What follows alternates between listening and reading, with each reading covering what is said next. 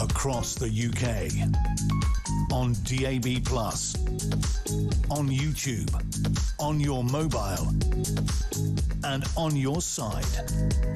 This is Talk.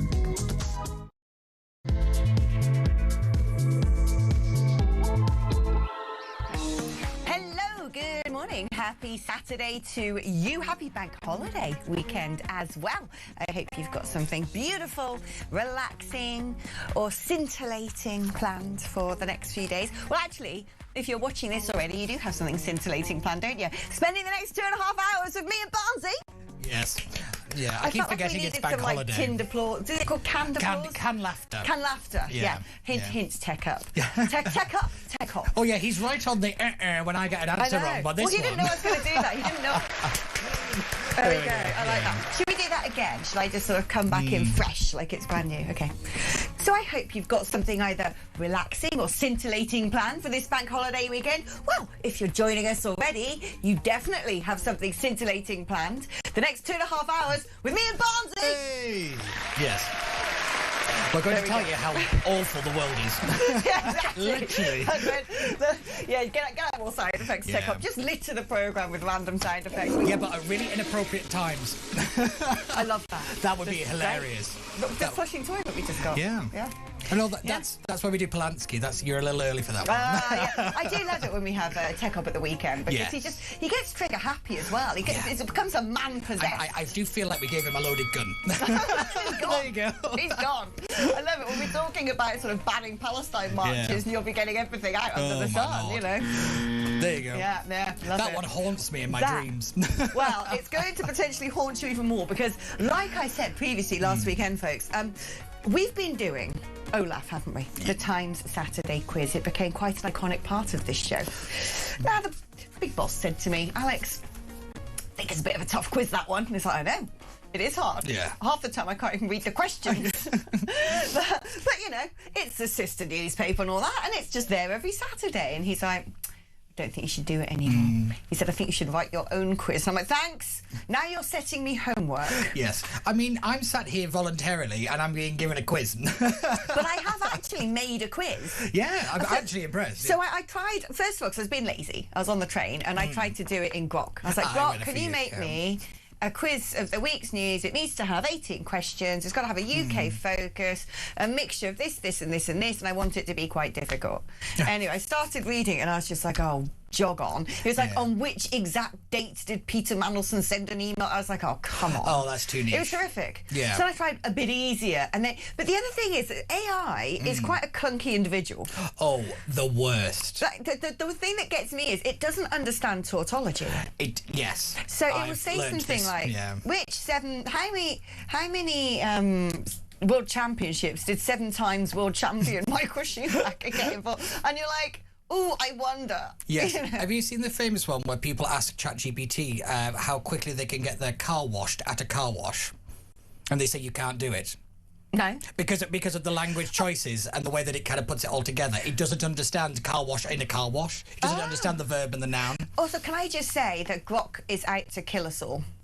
I think they're all out to kill us all. Well, just everything. The other day, I was back in the hood, back in the Shire, and I decided to go for a beautiful walk all around this gorgeous village called Sapperton. Oh, it's so nice. Mwah. Chef's kiss walk. Wild garlic everywhere, the forest festooned with edible treats. Yes. And so I love my wild garlic. So I was going around harvesting. Oh, I forgot to bring it to London. I got loads of frozen bags for freezer bags, not frozen bags, for all my old neighbours and stuff. Yeah. Next week it'll be wilted, but it'll still be good. But anyway, so I was walking around wanting to harvest wild garlics with my neighbour, and then all of a sudden I saw this like mad fungus. Big bracket fungus on the side, like huge thing. And I'm like, what is that? And I was like, I wonder if that's edible. Because in my mind, I was like, bracket fungus, good. Things that come out of the ground like weird coloured mushrooms, not good. Not good, no. Depending. Just as a general rule, I tend not to eat things I find on the floor. But it was on a tree. Still. So anyway, I decided to take a photo and I said to Grok, what is this? And Grok said, that's called the cauliflower of the woods. That is delicious. That is definitely young because it's pale yellow in colour. It's got a delicate nutty flavour, and if you slice it like this in a couple of... So I took a photo and I was like, oh, great. And I said to my neighbour, should we get it? And she was like, not sure. And I said, yeah, I'm not sure either. Don't know if I trust AI yet. Yeah. Anyway, I was talking to my best mate, Will, who's over in Bermuda, and I sent him this story, and he put it into ChatGPT, and he was like, no, son, that is not... Is it like the trumpet thing? Is it a trumpet mushroom? I don't know. It's just some random... No, because there's one that tastes like nuts, and it's actually very, very bad for you. No. And it's very common in the UK. But yeah, basically, ChatGPT said it's definitely not that. It could be poisonous. So thanks, Scott. Yeah, the thing you have to remember with ChatGPT is it is trained to be reputation management. So it will always give you the safe answer. It will never give you a controversial Grok's a little bit edgy. Grok's a bit like, well, give it a go. Yeah, because ChatGPT... And if you explain your symptoms to me later, and I'll let you know if you need to go to A&E. Yeah, pretty much, yeah. After I should have told you in the first place. But no, Grok was trained on right and wrong. ChatGPT this is the vague, correct decision you should have made, not as though it's kind of... If Grok was trained on right and wrong, and it's giving me false information about a fungus that might actually kill me, it's not doing very well unless it's trained to be wrong. That'll be its photo thing. That's quite not so great. But ChatGPT, this is why it's so sycophantic. It always wants to please you because of the way it was trained. Yeah. Well, there we it's go. really bad. Like, AI sycophantasy is actually a really big problem. Also, it has a massive left-wing bias. Oh, it does. That one does. Huge Whereas left-wing Grok's bias. a bit more right-wing. I thought that maybe, but ChatGPT therefore knows more about foraging, doesn't it? Hippie. Elon's about to buy ChatGPT. He's suing them massively for because he was involved in it. Yeah, of course. Yeah, you always forget that he was around for pretty much everything. Didn't he set up PayPal? Yes, he did. Yeah. Anyway, we've got to move on to stories. This is just Pete and Alex down the pub. At this point, without the booze. I know. But anyway, I've written my own questions, having failed to manage to get anything sensible on ChatGPT, on Grok. I just sat there and literally came up with these all by myself. So there you go. Homework just for you guys. And I want to know how you're going to do. It's going to be 2 questions for every advert break. The answer's on the other side, a bit like we used to do with the Olaf quiz. And I want to know how many of you get a full house. Will Peter Barnes get the full house? Probably not today. That is the question. Not today. Now, the next question is, Starmer, will he stay? Will he go? If he goes, who will be anointed the next Prime Minister? Apparently, Red Streeting is on manoeuvres. He's got more than 81 MPs backing him, the minimum required to trigger a challenge, and is contemplating his next move. Right. How does that work then? If you believe that, I've got some swampland in Florida to sell you, because I don't believe that for a second. I think this is the same as Angela Rayner. They see a window, they don't have the backing, none of them do, so it's whoever goes first. Oh, so do you think he's putting out false information so MPs think we should back him? Yeah, because Angela Rayner does not have allies. Nobody likes her, so who's her ally? I think West Streeting is exactly the same. He's always so shocked by every word that comes out of his mouth as well. Have you noticed that? His eyes go very wide. It's like, it's shocking. I mean, you run the health service. Is he as shocked as Mark Zuckerberg? No, that's lizard level shock. No, that's a permanent DEFCON 1. Yeah. Was it DEFCON 5? I forget which is it. It's DEFCON 1 is the worst. Yeah, he's constantly in DEFCON 1. That annoys me, that. It goes the wrong way. Yeah, I don't know, really could, you never know with that scale. American. Yeah, always do stuff But no, like that. I don't think any of them, any of the Labour lot really have a clear shot to number 10, and I think that's why Starmer's going to survive past the May elections. I don't think there is a single unifying figure or kind of team-up that will do it, because everyone keeps saying that Angela Rayner and Andy Burnham are now in cahoots together, that he's going to get this seat in weeks. I wonder... But this is what I'm saying. So Andy Burnham has identified several seats where MPs could step down to allow his leadership bid, and his team sort of lined up an impressive replacement for his role as Mayor of Greater Manchester. We could just start placing bets on a rolling basis, couldn't we? Who's going to be the replacement? Which seat will it be? My thing, it sounds like a Deadpool. Do you know where you pick on celebrities that might die? Wait, who's he bumping off? I call that my New Year's dishonours list, and I do it every single year. Yeah, 2016 wasn't it? I'm already so I pick 5 every year. Do you? And one's already gone. I'm already one deep. In natural causes or suspicious circumstances? The Ayatollah of Iran. Although I'm like, he got replaced. There's another Ayatollah of Iran. So is that just sort of like only half replaced? Well, exactly, that's true, because there's only sort of like the top half of the torso and one eye or something left of that new one. But I wonder, does it have to be rolling basis until there's no such thing as an Ayatollah? There'll always be an Ayatollah. Yeah, it's like a Keir Starmer. There'll always be a Keir Starmer. Ayatollah? Yeah, well done, bravo. Bravo. So say Dave, you were really slow off the mark there. I know I was. You didn't even know I was going to make that joke, but that's your job, Tech Up. You should have been ready with canned He's laughter. not a particularly good Islamic fundamentalist because he's always legless. Hey! See? Thank you. Oh, he's just gone for the clap. Yeah. Oh, was that last one? Clap. We'll take clapping. Yeah, we'll take clapping. I'll take what I can get. No, but This, honestly, I don't know. Apparently so will Andy Burnham. So let's look at this, because I decided to do a little deep dive into where Andy Burnham might stand. I was like, okay, so if someone's going to step down and all of a sudden it's like, here you go, have my seat instead, lad. I was like, oh, God, I've got so many things I've been researching on here. Here we go. Not that. Put that out of your head. It's 10:12 in the morning. I was actually researching answers for my quiz questions. So the number one possible bestest seats for the Labour Party is Hornsey and Fyon Barnett. And in this seat in particular, Labour projected to get 34% of the vote, so the Green Party coming in at 32.7. So a close race, but also one assumes that the name recognition or the rest of it of Andy Burnham would tip him over the line. So tell us, where is Hornsey and Fyon Barnett when it's at home? It is, if I remember rightly, it's right on the outskirts of Greater Manchester. It's one of those places. It's up there, is it? I'm not 100% certain, but it's very much like where thought it I'm might from. be up there. Where it's Don't know where it is, but it's where I'm from. No, but it's one of those types of places in Greater Manchester where people from there will never say they're from Greater Manchester. They will say they're from that particular town, but they get caught up in the whole furore of it. You are so wrong. Is it actually smack bang in the middle where the hospital is, by any chance? No. No? Hornsey and Fyon Barnett. Yeah.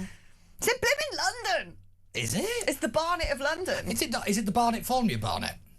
I don't know if that... No, Barnet, that's a double T Barnet. Is it? And why would that place I've have just invented wondered. the No, but formula? it's the same that you've got the West Lothian question is from the MP from West Oh, Lothian. no, I think isn't the Barnet formula because of someone called Barnet? Is it? I don't know. know. Don't invent your own quiz just because I make questions. See how for I you. got something You can't vaguely wrong that made you preemptively doubt yourself. Start challenging me like who invented the Barnet formula? Oh no, so that's a London seat. So it's sort of near Wood Green, Chipping, Barnet, Tottenham, Finchley, and Golders Green. That's Green. neck o' the woods. So there you go. Oh look, I was just some more of my research. There you go. I've been looking for rooms at Siswood House Hotel in Horsham. We'll find out why later, why I've been Googling that, because that is related to today's news. Anyway, so Fyon Barnett is the number one option. The second option is, and you would think that this is the most sensible one as Greater Manchester Mayor, is Manchester Withington, which is percentage of the Labour vote predicted is 30.5%. But in this one, the Green Party are predicted 41%. So the second safest Labour seat isn't even safe. No. That's how bad it is out This there, is guys. the big thing that we're going to be paying most attention to when we look next week, is actually who actually does the most damage. Is it Reform or is it the Greens? Because that's a big fundamental question for the Labour Party, because it depends which way they shift. Because my fear is the Greens are going to absolutely take them out at the knees in Wales and in places like Greater Manchester I wonder if there's a little and bit in of London. drop off at the moment, because all of a I sudden you think can you're right. tell all of a sudden people have gone, wow, these people are grim. And the legacy media who have given Zach Polanski and his Might as well give him a BAFTA. merry men of many weird Yes. or whatever, giving them a free pass, basically, not been answering and asking anything, not been delving down, just like, oh no, we used to do some boob hypnotism, never mind. You know, it's like, can you imagine if it was a leader of any other party who had been trying to increase women's breast size with, like, you know, quack hypnotherapy? Do you remember Me Too? Do you remember all that kind Yeah. of, you know, treating women respectfully, and they go and promote that? And basically, it's got to the stage now that, you know, people are getting stabbed up, Jews are getting stabbed up in Golders Green, and he's putting horrible, you know, inciting things on social media. And I think people are suddenly gone in the legacy media, oh no, it's now not okay for polite society to support this stuff. And so they're beginning to actually, by the way, guys, look what just happened. I know. I've just been bought a cup of tea, guess by who? Luckily, I'm not on camera, so Yeah, look. I don't want to disturb the show. I don't know where the cameras are. The cameras there. You sit in here all the time, Mark, and you don't know where the cameras are. You normally throw things at it Have to a begin great with. Thank you, Mark. See, that's how lovely the Talk family is. You know, Mark Donan, when we were swapping over, he said, "How things? Look, you're all prepared." And so everything but a cup of tea. And he's like, "I'm going to sort that out." And he said, "How do you take your tea?" That was about 15 minutes ago. I have to so admit, I that don't was quite 17 know minutes ago. whether he also went via the supermarket to buy special bags. Who knows? He could have used the proper tea, not the machine tea. think that is property. I don't know if that's machine. Anyway, quite like it. Thank you, Mark. If you wanted to pick a seat that he actually might stand in, it's Bootle. Because the Labour... Liverpool? Yes, because one, he is actually from there. He's an Evertonian. He's from that side. Oh, is he? Yes, I always find it hilarious that Greater Manchester elected a Scouser to be the mayor. I was like, what are we doing? And then the next thing, Bootle is a 21,983 majority, a 56% of the vote share. I don't understand. The MP is 68. So why is this so far down the list when actually, I don't know, this list doesn't make sense. Labour predicted, I see why, 36.5% of the vote, the Greens 21.2%. The threat in Bootle comes from Reform. Yes. But they're on 24.5%. So that to me, that does make sense. That one makes a lot more sense in my head, yes. Because I reckon Andy Burnham, you know, the Greens aren't going to get far enough there. Because it's a bit old school Bootle, isn't it? It's not all these sort of, hippie yoghurt knitters and stuff. No one's ever eaten kale in Bootle. No, exactly. And I could see that, and I could actually even see some of the Labour voters who'd, gone to Reform actually thinking, if it's like Labour like we remember it being... It won't be though, but people might think that. I still think that's a big factor. This whole kind of better the devil you know. What are you willing to bet on it? Buy me breakfast. I'll buy you breakfast. Because I always buy the breakfast every week. Yeah, I will buy you breakfast. So if it's not Bootle, I want something really lovely. Truffle shavings, scrambled, like Ritz scrambled egg with grated white truffle. Correct. Yeah. Come on, Andy. I feel like about Wimbledon. Come on, Andy. What's a multiple mimosa? Is it mimosai? A mimosai, yeah. Mimosai. A bad mistake. That's what we call it. A story. Anyway, it's already time for our first quiz question in the inaugural Alex Phillips news quiz. How exciting is this, folks? Tension bed. I'm in there. Tension bed. Tension bed. It's a bit late. Yeah. Okay. What connects the names Reed, Christina, Victor and Jeremy? Remember, this is all about recent news. And the name of the next Prime Minister of Hungary following the defeat of Viktor Orban is what? Yeah, the one that's funny. All right, there you go, folks. Hope you liked the way it's shaping up. We'll give you the answers to those two just after this.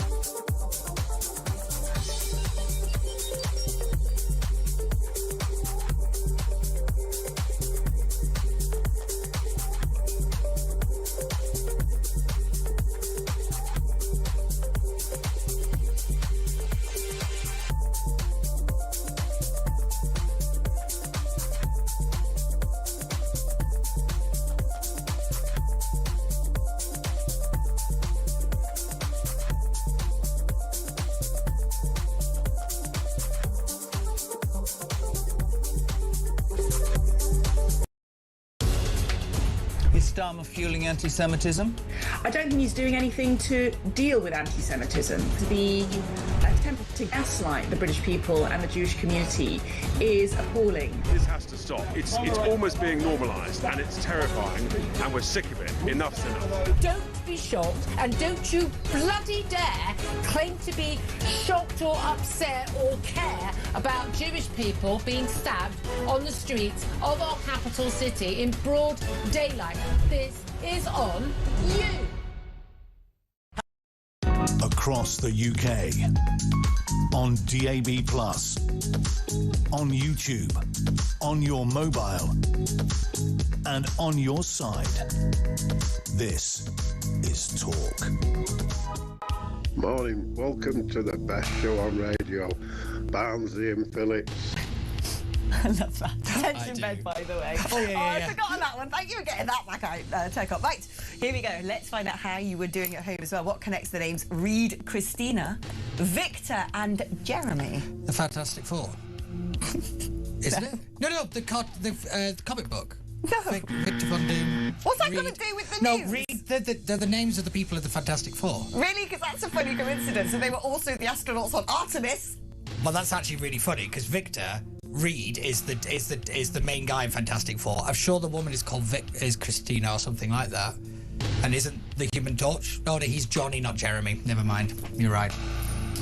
So you got that wrong. Yeah, I got that wrong. They were. I mean, I would love it if I was actually accidentally correct there. I'd love it if the Fantastic Four and the crew of Artemis all had identical names. That would also be extremely good. Hilarious. I'm not going to lie. Name the next Prime Minister of Hungary following the defeat of Viktor Orban recently. It's Peter Magyar. I don't know. It is Peter Magyar. Is that how you say it? Yeah. Yeah. Yeah, there you go. Because Magyar, doesn't that just mean Hungary? I think so. My favourite thing about him is the EU thought he was wonderful, and then he just kind of went, "Ha, got you," and now he turns out to be like Orban's right man, right hand man. It's very entertaining. We've got some rather sad breaking news for you, by the way. Sad if, like me, you are a big motorsport fan, because former Formula One driver and Paralympic champion Alex Zanardi has passed away at the age of 59. His family confirmed that this morning. He was in and out of Formula One from 91 to 99, contesting Grand Prix with Jordan, Minardi, Lotus and Williams. And his best motorsport results came, however, in his 4 seasons in kart, where he won 97 and 98 titles, but that is also where he had a huge crash in 2001, causing him to lose both of his legs. So there you go, extremely sad, young age, 59, Alex Zanardi. Well, motorsport, eh? I don't think it was anything to do with motorsports, his passing away, but blimmin' heck. Right, here we go. Let's do some messages, shall we, before we proceed with chit-chats. Good morning, Alex. I don't know about you, but I think the media, like yourselves, should put all videos together about what's happening around the world, like what's happening in Spain, and invite Starmer and some of his other clowns along. They wouldn't come. No. Can you imagine if we did that? It's... I mean, it took him so long to turn up to Golders Green, and that's only down the road. Yeah, if I said, oh, look at all these horrific videos of things that other countries have done, what do you think on that? Yeah. No. I wouldn't mind Darren Jones as replacement leader. He seems the most sane, despite thinking that illegal boats are full of women and children. I was just about to say he's the women and children. He'll also keep his Bristol seat, and that's from Calm in Dorset. Will he, though? Bristol is that's green. That's green, yeah. That is peak green territory. Peak green. Yeah, because I think you have to remember about the way the Greens run their general elections. If they do it like last time, it was targeted, it was deliberate, and they didn't stand everywhere. They didn't. Did you say it's deliberal? No, it's deliberate. It's both. I like that as a concept. It's deliberate and deliberate. And do you want a Frian Barnet fact? It used to have a Victorian psychiatric hospital. The site now has flats built on it. Don't all Victorian... Yeah. Something tells me nothing great happened there.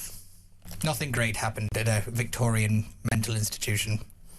No. In my theory, anyway. I don't think they were very nice places. Another conversation for another day. Yes.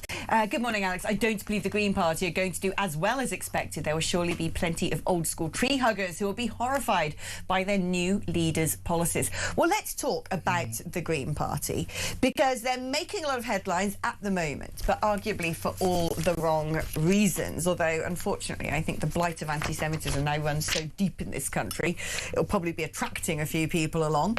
But this follows Zach Polansky, basically retweeting something on social media, reposting something on social media, which was sort of casting aspersions about the arrest of the terror suspect, potentially behind the stabbing in Golders Green. We can't talk about that because the man has now been charged.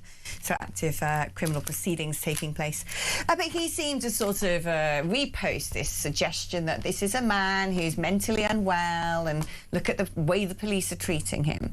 And as a result, rightly so, got condemned by the Met Police chief. Yes. And then so many people in his party, but especially even people who are candidates, two of them have now been arrested for extreme anti-Semitic posts on social media.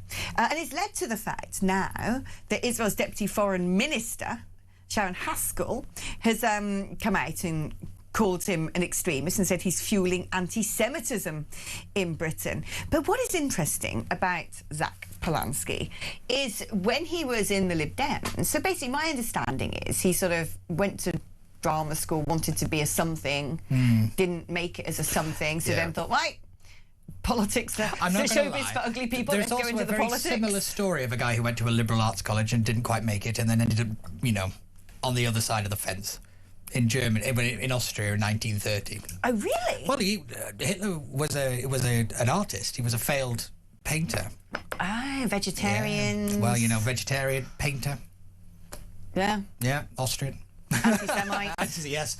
Yeah. There you go.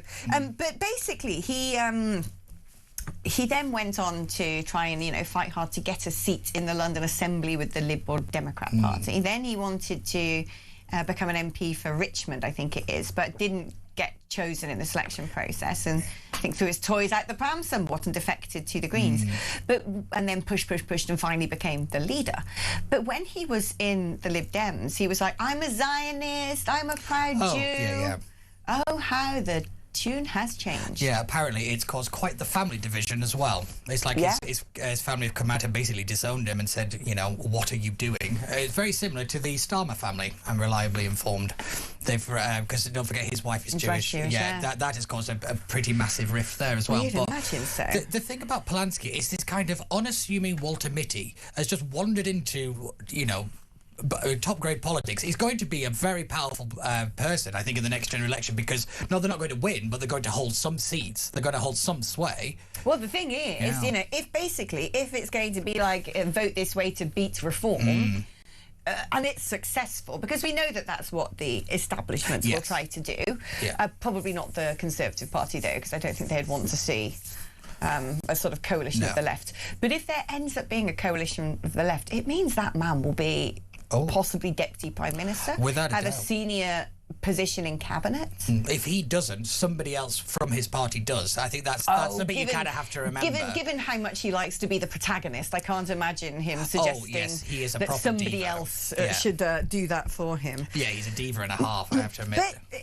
But some of the policies that people are proposing, I was reading that one of the Green Party people in Scotland sort of wants all prisons banned, thinks prisons are cool. Oh, they're mental. They are mad. They are mental, but this is the same thing that the Corbynista kind of crew they suffered from. But they just had Magic Grandpa as the kind of cover-all, in the same way they've got Zach Polansky. I think the Green Party make Jeremy Corbyn look like a Prime Minister in waiting. That's what is so frightening. I think they make Jeremy Corbyn look like a Zionist. Exactly. I think, yeah. No, exactly. It is very scary, because let's not forget they were reported to Counter-terrorism police by a whistleblower. That's the important bit of that story. It was a whistleblower. It wasn't somebody from the outside. It was inside that says this thing is going rotten. And there is a guy who used to be in the Green Party, and I forget his name, a Muslim man who basically says this is full of Islamists. Yes, I think he's been on talk, actually, if I remember rightly. But it is incredibly frightening. And what is so incredibly frightening frightening, and it has got echoes of 1940s Germany, is how much the professional class are just not aware or turning a blind eye to all of the anti-Semitism, the extreme policies. If you want to mix together, as the Green Party do, open borders, full legalisation of drugs and full legalisation of prostitution, we will become the drugs and human trafficking hotspot of the world. Yes. Of the world. We will become Sin City, basically. It will be horrible. It will be. It will make what the situation we have now look like child's play. But I find that fascinating that that is the policy agenda, and they have this very interesting fringe bit of the Greens, which is actually quite powerful, and that is, you know, the little bit more conservative Islam. Right. Yeah, Moffin Ali and that lot. I find that... How are they squaring that? All I can see it is a pursuit of power for power's sake. That once they're just saying whatever they need to get into power. Aren't there fractures now in the party? Because I think some Green Party members have posted unsavoury comments online, might have been suspended from the party or something like that. Yeah. So isn't he saying we've got to take legal action? Moffin Ali is sort of...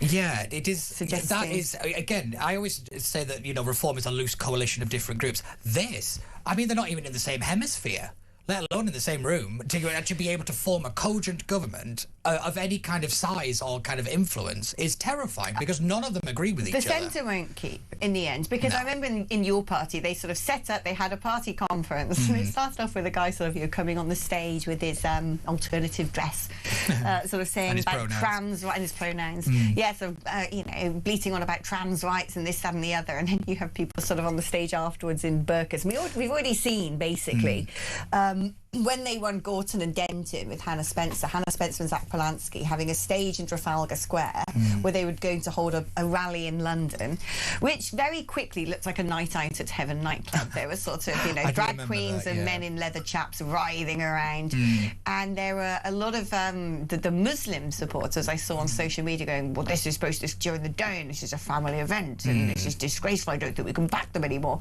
And you kind of think, well, that is the thing. You know, it's going to be hard to keep that stuff together. Don't rule out your party.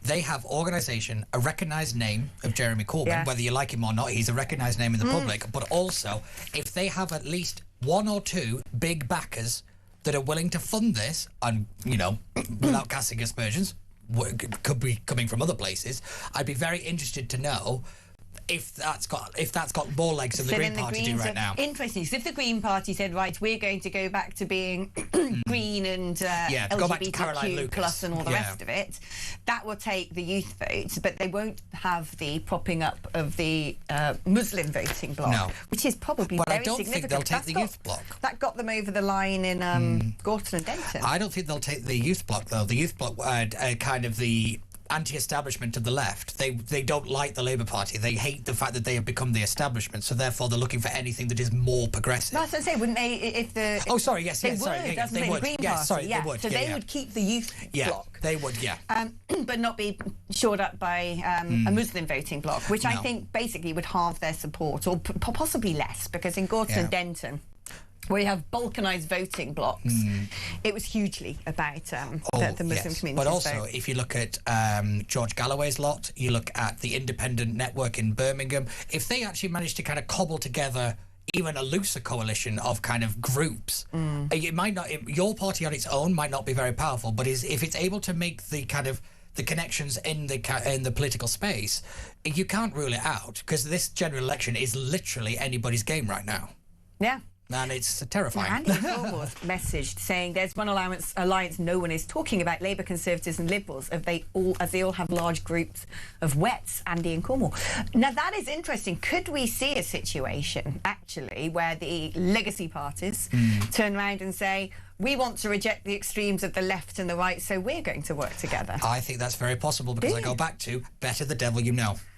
I think we are going into such economic a kind of uncertainty that the public will cling to something that they recognise, rightly or wrongly. Right, they might don't take the risk of going with these people. They're extremes on the right, extremes on the left. Instead, the Tories and the Lib Dems are going to get if you've got a mortgage, kids at university, if you've got car payments and stuff, you need stability right now, and stability comes with recognition. And I think that is where they'll cling on. Is where the Tories are not dying for the Reform Party. I think this is the point: is that they're clinging on to that core vote of the kind of say probably just a little bit older than me, so like nearly like 38 to 45. That vote, I think that they'll hold on to that in a big way, because it is, they did the difficult decision in 2011 and they did all that austerity stuff. They still have the chops for it, and they might have messed up a little bit, but I still think that is something you can't rule out. Interesting. Right, I think we're ready for our next break, which means we're ready for our next 2 quiz questions. Tension bed. We look up that time. Now, which small furry friend recently travelled across the pond with Queen Camilla? There's so many jokes. So many jokes. I knew you would go there. Yes, not the king. Which small furry friend recently travelled across the pond with Queen Camilla? And who is David Paulden? Who is David Paulden? All right, there you go, ladies and gentlemen. Answers coming up just after this.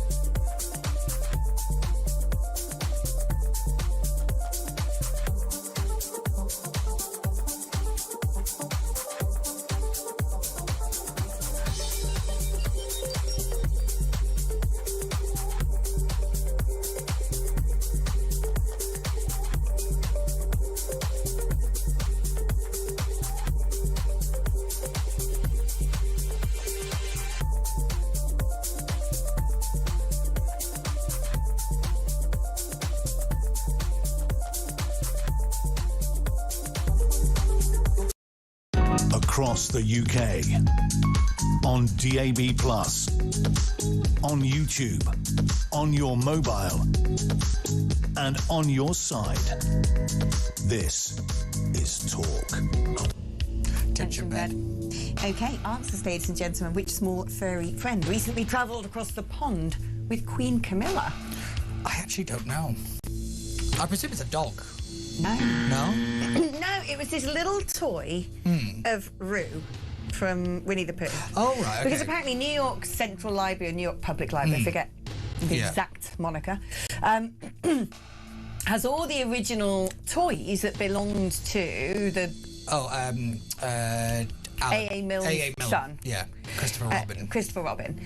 And they had all of them, but the Roo toy, which had been lost in an orchard in the 1920s. But the company that made it originally remade it specifically for Queen Camilla to take it over to put in the collection. Oh, I like that. I'm like, by the way, can I just say that Winnie the Pooh's ours, isn't he? He's British. Yeah. So blimmin' Mamdani the other day when the King's over was like, well, that's it. He better return the Koh-i-Noor to India. No one knows where that diamond came from. Pakistan claim it, Afghanistan claim it. India claim it. It's in a crown now. Mum Donna's like, oh, British colonialism. You've got to return, the Curry Norton. I'm like, New York Central Library has got Winnie the Pooh. Also, New Amsterdam is the original name for New York, so give it back to the Dutch. Or give it back to the first settlers. If you want to give things back, give your own thing back. India. Yeah, give your own thing back. Exactly. It's ridiculous. But anyway, so it's a nice story, actually. That's nice. I generally didn't know that one. Little things for social media with the little creature, and it was quite sweet. Do you know what I found strange? So I work for American media as well, and all last week when I was off air, it was a state visit, and I was just flat out doing hit after hit after hit after hit. That's what, an appearance. Yeah. Hit is the showbiz term. Yes. Industry term. You do America. I did Azerbaijan. Oh, did you? Yes, I do. I'm big in Azerbaijan. But America were all over it. They were just back-to-back filming this entire state visit. We barely paid attention. We did, but not for the right reasons. We just sort of looked at it for the first day and went, all right, that's nice, bye. Most people seem to think the king shouldn't have gone because Donald Trump says mean words. Anyway, I thought it was very successful. It was, yeah. OK, so who is David Paulden? Zach Polanski. Correct! Well done. Yes. Well done, well done. 2 out of 4. So, there you go. Can I just say, Alex, set your own quiz. Don't do the Times Saturday quiz. Is this proving to be any easier? I think it's, generally, I think it's harder, if I'm being honest. There you go. Yeah. Right, 2 questions have come in from the audience. Nick, not quiz questions. Right. Nick in Loughborough says, can you clarify something for me, please? Well, we will, but try. Starmer already blocked Burnham's selections being MP in Denton and Gorton, so why would he not block him again? Well, it was actually the Labour Party NEC, wasn't it, who might have at that point been willing to do Starmer's bidding by saying now is not the time, chaos, let's give him one more chance. Will they do that again? I don't know. I don't know, and it depends if the trade unions start to apply pressure, if they start to play the games behind the scenes. I doubt that they would. It's a very, very good question, though, I have to admit. But also, because, what was the it's the refusal Labour last Party. time? Was it also about you're the mayor and you can't just vacate that seat? And it seems they've turned around and gone, we've got the perfect person to take over. Yeah, this time it's because they didn't know when there was going to be the next election for the Greater Manchester Mayor, whether there'd be a triggered emergency one or whether there would be a you have to wait out your turn kind of thing. But I'm thinking you can't make somebody stay in post if they don't want to be there. So you must have a right to resign. I mean, it does look kind of shoddy, doesn't it? Oh, the great thing about King of the North is nobody in the North actually likes him. Oh, really? Oh, yeah. Who came up with King of the North? Did he just self-style? Yeah, it was over COVID because he stood up to Boris Johnson. He played the North-South divide very we're going to lock down even more? Yeah.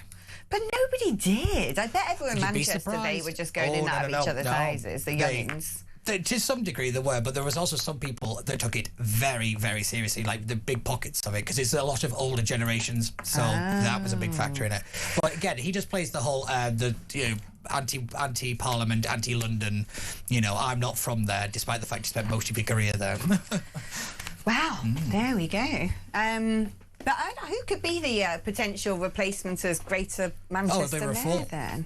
No, Greater Manchester Mayor, if they've got the perfect person to... Because that would also be an election, wouldn't it? Yeah, it would be. It would have to be. You can't just anoint somebody. Well, it's the Labour Party. They tried to take away the vote last time. I'm trying to think who is a sort of big beast of the Labour Party, who they could sort of...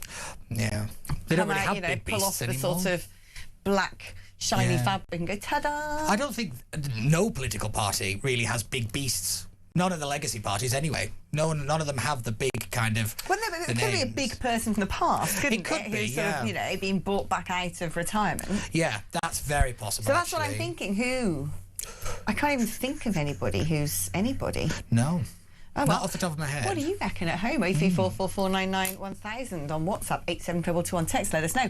Alan in Liverpool says Burnham will definitely take on the Bootle seat. Why? Because Peter Dowd, aka Baron Bootle of the Asda, yes, has denied unequivocally just a couple of days ago that he will stand down for him to take over. Well, when his wife and niece, the Dowd Mafia, lose their council seats next week, he will be expected to spend more time with his family, suggests Alan in Liverpool.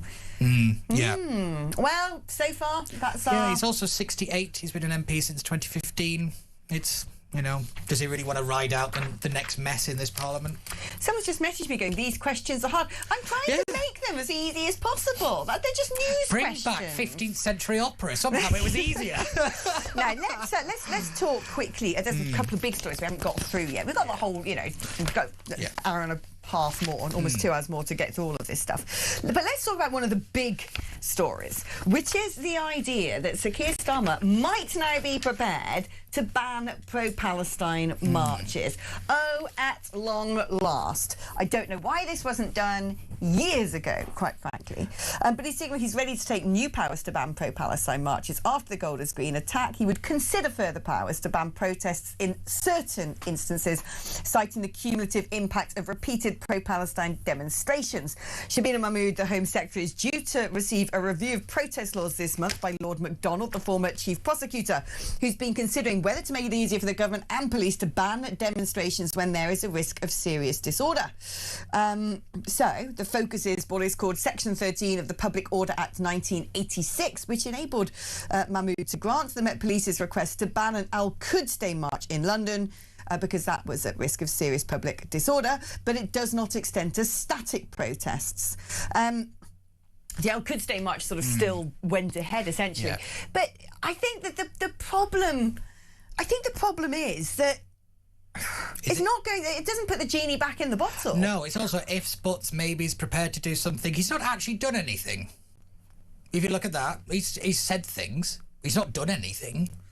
This is how he'll wriggle out of it. It's announcement without the follow-through. And he'll dump this on Shabana Mahmood, who, realistically, if we had our way, you'd repeal Section 13, because that will be used to shut down any kind of anti-migrant protest. But the thing is now, it doesn't matter whether it's sort of, last night of the proms or, whatever. The Palestinian flags are there anyway. The same characters will just attach themselves to the next best thing. And the scourge of anti-Semitism has spread so deep. It's, riddled... our schools and university campuses are riddled with it. A lot of it is coming from social media. The Prime Minister's own actions essentially handed a win to Hamas when he acknowledged Palestine and sort of allowed the repetition of Israel being an apartheid state, a genocide nation. It's, saying, well, you can't have the pro-Palestine, that would have made sense after October the 7th, right? Which is three years ago now? 3 years ago, yeah. That would have made sense about 3 years ago. We've had 3 years of rhetoric and rot. Yeah. Filling everything. And you can't just go, well, if we just stop people from marching, that's it, it's done now. Yeah, it's the same idea. If you stop people posting on social media, the opinions go away. It's nonsense, because they don't understand the opinion, the problem, because they are part of the kind of generators of the problem. I think that's the big thing for me, because I have to remember that the Metropolitan Police said a Nazi flag in the centre of London flying required context, how it was not anti-Semitic.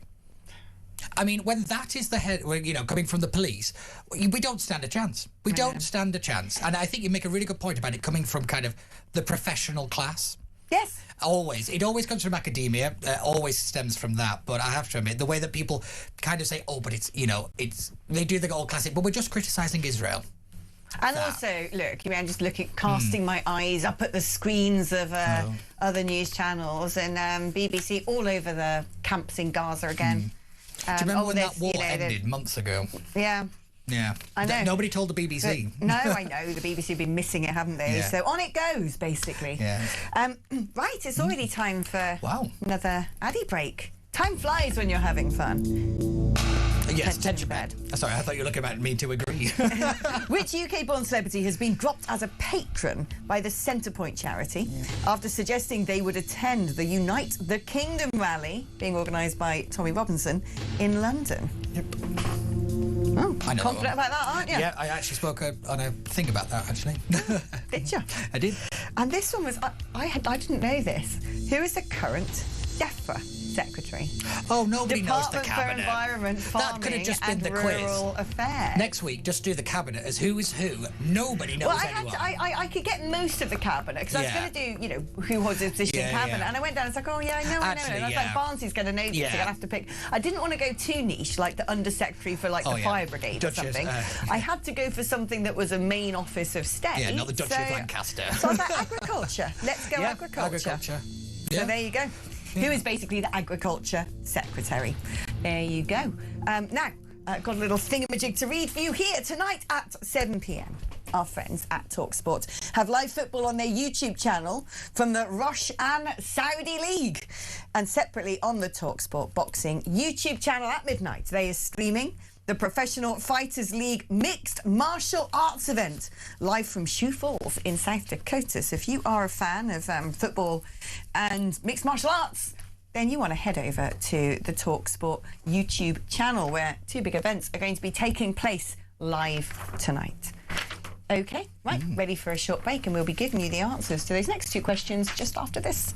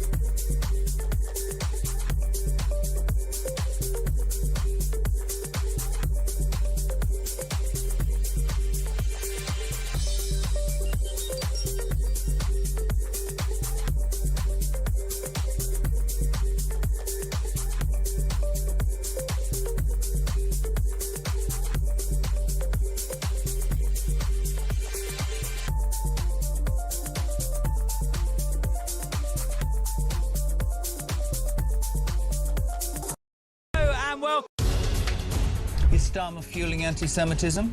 I don't think he's doing anything to deal with anti-Semitism. The attempt to gaslight the British people and the Jewish community is appalling. This has to stop. It's almost being normalised, and it's terrifying, and we're sick of it. Enough's enough. Don't be shocked, and don't you bloody dare claim to be shocked or upset or care about Jewish people being stabbed on the streets of our capital city in broad daylight. This is on you.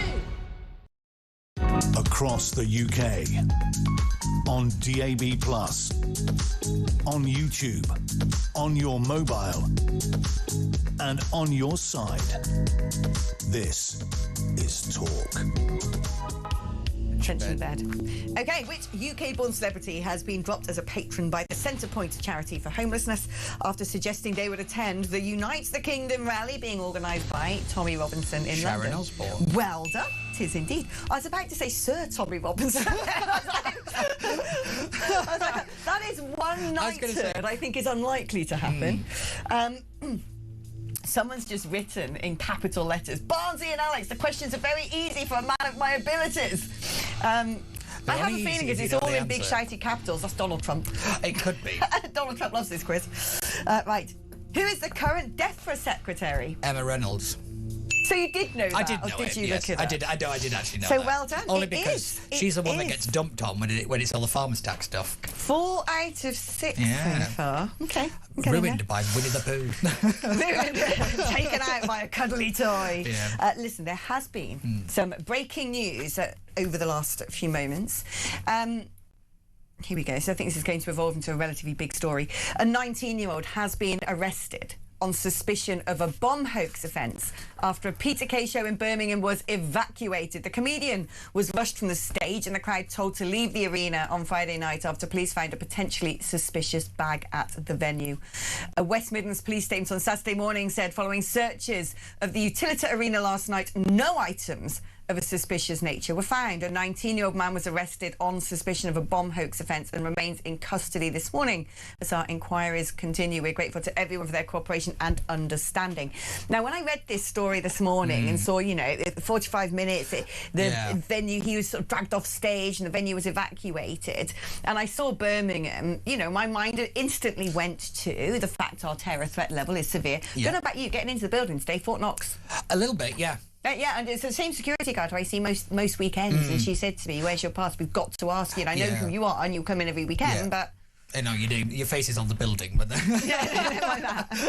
It would not surprise me if major buildings like this, like the Shard, tourist attractions, all have to kind of up security. But the interesting thing is, we've got the heightened Islamist terror threat at the moment, since Iran have said to everybody, in their diaspora, go out and do things on behalf of the regime. We've already seen the horrible attack in Golders Green. Of course, we can't talk about that. We don't know if it is connected to Iran, etc. And I saw that and saw Birmingham, thinking about the demography of Birmingham, and I thought, okay. But then I'll tell you what's interesting, it's a hoax bomb offence. Now, I don't know if that is very much the Islamist playbook to just sort of mess with people's minds with hoax calls. It could be just someone prattling about, one assumes. But I was reading as well about the emergence of the new IRA. Oh. Yeah, they're back in business. I was going to say, it's everybody who's it's like the one cameo we never asked for. And I remember, growing up in the 80s and 90s as a kid, the hoax bomb calls was very much the modus operandi. Yes, there were actual bomb attacks, horrible bomb attacks, but there was a huge sort of wave of just phoning. I remember once I was in Debenhams trying on some clothes with my mum or something, and we had to be rushed out because there was a, hoax bomb call. But that's what people used to do. They used to just phone up a department store going, "I've left a bomb in the changing room." Yeah, I was going to say, just to disrupt constantly. I think it's 29 years since the Admiral Duncan, the gay bar in Soho, was blown up by the IRA. Right, what, today? It's this week. I'm sure it's this week. Yeah, it's 29 years. I'm sure I've read that somewhere. Well, yeah, the new IRA are back in biz and looking pretty frightening. Yeah. So a lot of threats facing the United Kingdom at the moment, and I think that is only going to get worse. I'm just looking at the time, thinking how much time we've got to get onto a new story, but I think we'll put bomb hoax is an interesting one, because usually what these kind of more Islamist groups do is they hop onto anything and they claim responsibility for it. That's what ISIS were very famous for. They had nothing to do with it, but they just hopped on it and then took the PR and kind of elevated it up to say that, look, we're everywhere, despite the fact they weren't anywhere. But this is an interesting one, I mean, who knows? Well, this is the thing. It's a sort of evolving news story, so we will, of course, bring you more as and when we have that information. Not a lot of detail yet, but it was apparently a hoax call by the looks of things, and the 19-year-old is now arrested and in police custody. Right. It's already time, top of the... I don't know where... I feel like we're in some sort of time warp. It does seem to be going fast today, Doesn't it? It's very peculiar. So what we're going to do is give you the next 2 questions of the quiz, and we've got so many more stories to talk about. Tension bed. Here we go. Lost a blooming quiz now. There it is. Okay. This is an interesting one. In total, how many past or present Conservative MPs have defected to Reform UK? Oh, good. In total, past and present Conservative MPs, how many have defected to Reform UK to date? When was their cut-off point going to be? 7th of May. Still got some time. Yeah. And I think you'll know the answer to this, but let's see. Which country, despite being 4-time Football World Cup champions, failed to qualify? I actually know a football question. I thought you might. For this year's tournament. So it's a nation that has actually won the Football World Cup 4 times. And yet they have failed to qualify for the 2026 tournament. You get half a point if you get that, because it's a double-edged question. Who knocked them out? Because I knew you'd get the first bit. There you go. So for the whole point, you have to say who didn't qualify. Give me a gift again. Take it away. Who knocked them out in the qualifying stages? Okay, that is it for now. We'll give you those answers, of course, after the next advert break. So many more news stories to go through. We're going to be focusing on attacks by migrants, the life they're living, Spain's socialist experiment, Donald Trump pulling troops out of Germany. And after this advert break, we're also going to be joined by Benedict Spence. So put the kettle on and we'll see you in just a moment.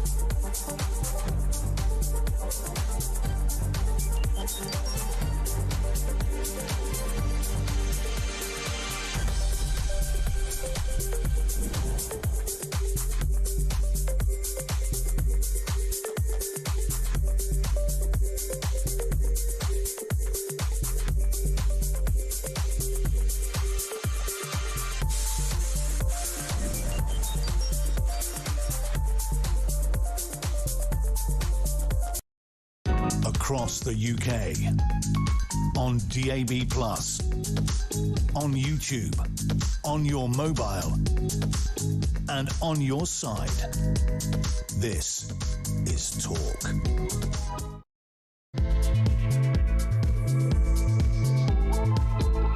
Alex Phillips, Talk Radio, a clever woman on a common sense show. Beep. I forgot that one. Do you know what makes that so artistically perfect? Beep, beep. Oh my goodness. Listen, if you want to make a jingle for this show, you know what to do. Leave me a voice note on 03444991000. We'll put it in our selection and happily, gladly play it out. Oh, I love our audience. Aren't they the best? Right. Tension bed. Tension bed. Okay. In total, how many past or present Conservative MPs have defected to Reform UK to date? I think it's 5. You are so far off. Past and present? Yeah. 23. Oh. You're thinking of the ones I'm thinking of the current ones. Oh, yes. So you want people like Anne Widdecombe and that kind of lot? No, she was to Brexit Party. She's the Reform spokesperson. That counts, surely. She wasn't on 24 then. She wasn't on my list. Yeah, she speaks on. Yeah, she's a Reform spokes. Ah. Yeah, that's literally the first woman that came into my head. No, there's all sorts of people. Jonathan Goulis and Jake Berry. Jake Berry. Oh, Jake Berry, yes. All sorts of characters that you've forgotten about. Jake Berry, the man who the Spectator said has had more positions than the Kama Sutra. I like Sir Jake to you. Yeah. Big friend of this channel. Yes. Anyway, so apparently it's 23, but actually, who knows? Yeah. Who knows? Do your own research. If you've got anything around that sort of mark, let's say the window is between 19 to 25. And if you have anything in that window, give yourself a point. And you have to get both parts of this to get the whole point. Only because I know you live with an Italian. Yes. So you would know this. Which country failed to qualify, which will not be featured in this year's World Cup, despite winning it 4 times, is Italy. Yeah. But who knocked them out? Who stood in their way? I bet it was someone like, I'm going to guess Croatia. Now, if you're going to go down, you want to go down to this team, really. Is it Brazil? It's Brazil, yeah. But there you go, you got a half there. I mean, I'm not being funny. You'd be really annoyed if you were FIFA.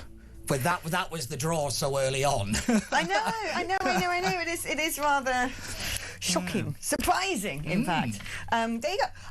Alex, your questions are only difficult if you don't know the answers. That's says true. Tracy in Staffordshire. Yeah, that's what they always say. Well, indeed. I'm trying my best. Look, it's the first time I've written the quiz for this show, and I did it all myself, trying to make it sort of, stretch across all the various categories of news. So go easy on me, would you? I am missing Olaf, though. I thought Olaf was funny. I just liked the randomness of it. Anyway, right, let us welcome aboard HMS Common Sense, the marvellous Benedict Spence. Hello, Benny boy. How are you doing this morning? Is this some sort of small boat exercise or something? Is it just the 3 of us, and are we going to be turned away in the channel, or are we going to be granted asylum? This is a really interesting idea, HMS Alex Phillips. Yeah. Unfortunately, it's helped by the Belgians, so there you go. HMS we never made it. I wonder what that boat would look like. Weird. There's an Ofcom thing about it. Not really sure what sort of a boat that'd be. It wouldn't be a dinghy, definitely not. No. But it's going to be it's probably going to be some sort of swan-shaped pedalo.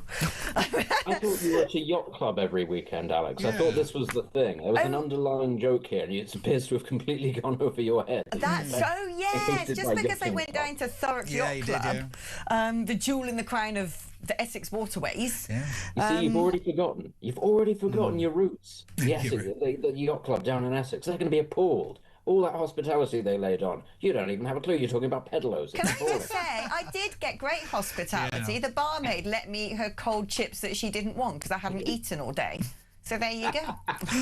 Put that in your pipe and smoke it. That's a proper Essex welcome. Yeah. That is a proper Essex welcome. But the other thing I loved, by the way, about Thurrock Yacht Club is you would go and say, can I get a glass of wine, please? And they only sold wine by the bottle.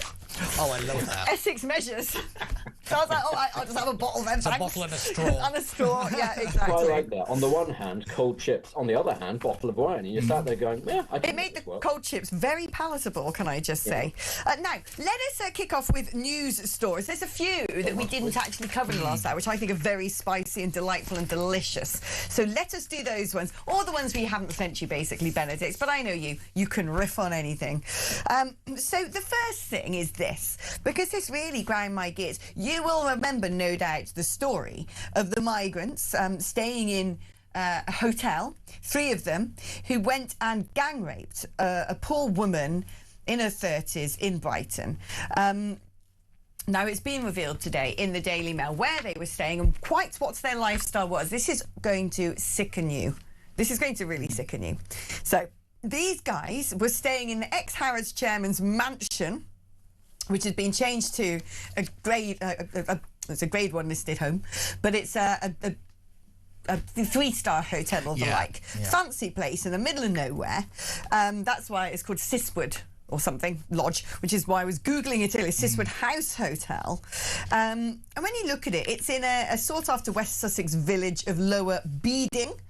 Built in 1928 as a rural retreat for the chairman of the famous department store and his wife. So they're living in this gorgeous place. It's got a jacuzzi, the grounds are sensational, in the middle of beautiful, leafy West Sussex.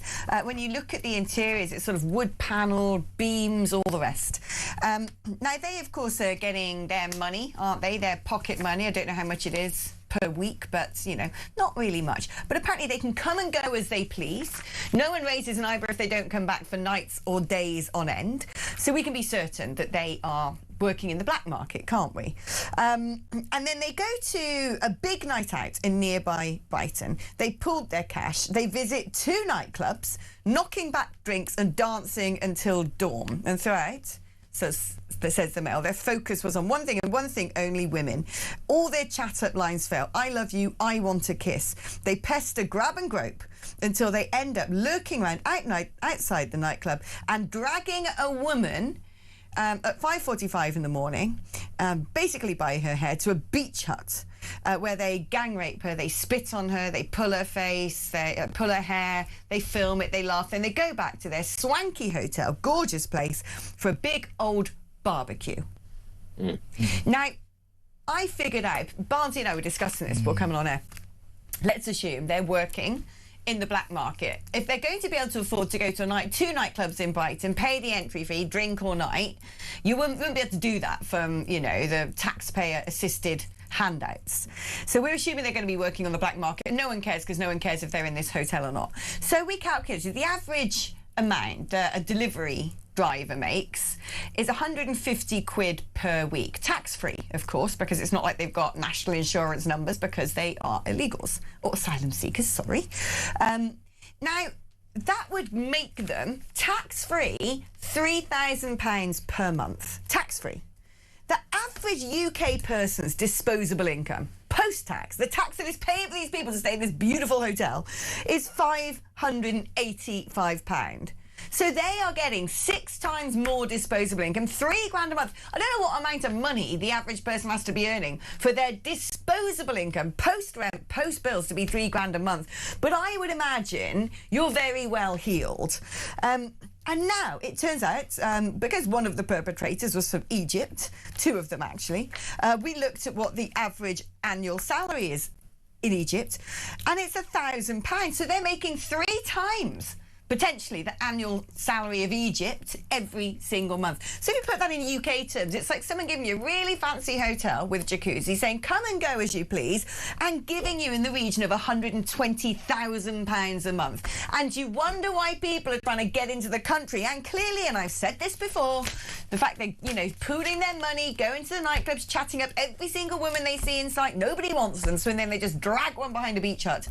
I'm sorry, like I keep saying, Egypt, safe country. Brits go on holiday there. You're not an asylum seeker at all. Yeah. You are a sex tourist, as far as I can tell, an opportunist and a sex tourist. And you think, looking at this, looking at that hotel, looking at what we estimate the disposable income is that they could earn on the black market, the fact that it's per month 3 times the annual salary in their home countries, and people want to know why people are still risking their lives to cross the channel. Well, of course. I mean, this is the reality of the situation is that people are coming because they believe that a certain lifestyle is available to them, and it is ultimately available to them. And so much of the industry behind this is given cover by the fact that people still believe that the majority of people coming to this country via these routes are destitute, are impoverished, are fleeing war and persecution, when the reality simply isn't the case. None of these people should be here, actually. And I think we have to be honest about this, actually. We're sort of getting to a point here where you can do a rundown of the number of people that are in this country, and it almost doesn't matter what country they're coming from. Actually, the situations that they are fleeing are not what we are told they are, and they are coming not to assimilate, they are not coming to become British, they are not coming to hide from persecution, because actually the situation, as you point out, in countries like Egypt, or even in places like Somalia, they're not brilliant, but they are not, in fact, dying of famine and thirst. These countries do function up to a point. Even Afghanistan functions reasonably well up to a certain point. They are coming here because they understand that a certain lifestyle, or what they believe to be a certain lifestyle, is available to them. It is sold to them very often on social media, and they are coming for entirely the wrong reasons. And the reality is, there are tens, if not hundreds of thousands of people like this in our country, none of whom should be here. Not waiting to be deported, not being prosecuted and held in British prisons to then be deported, maybe giving them the chance to appeal multiple times. They should just not be here. They shouldn't be allowed into the country. They shouldn't be here any more than a couple of days. Right. And at some point, this is the problem. There are all sorts of legal mechanisms that people will say, justifiably so, mean that it's hard to get rid of these people. That is currently the case.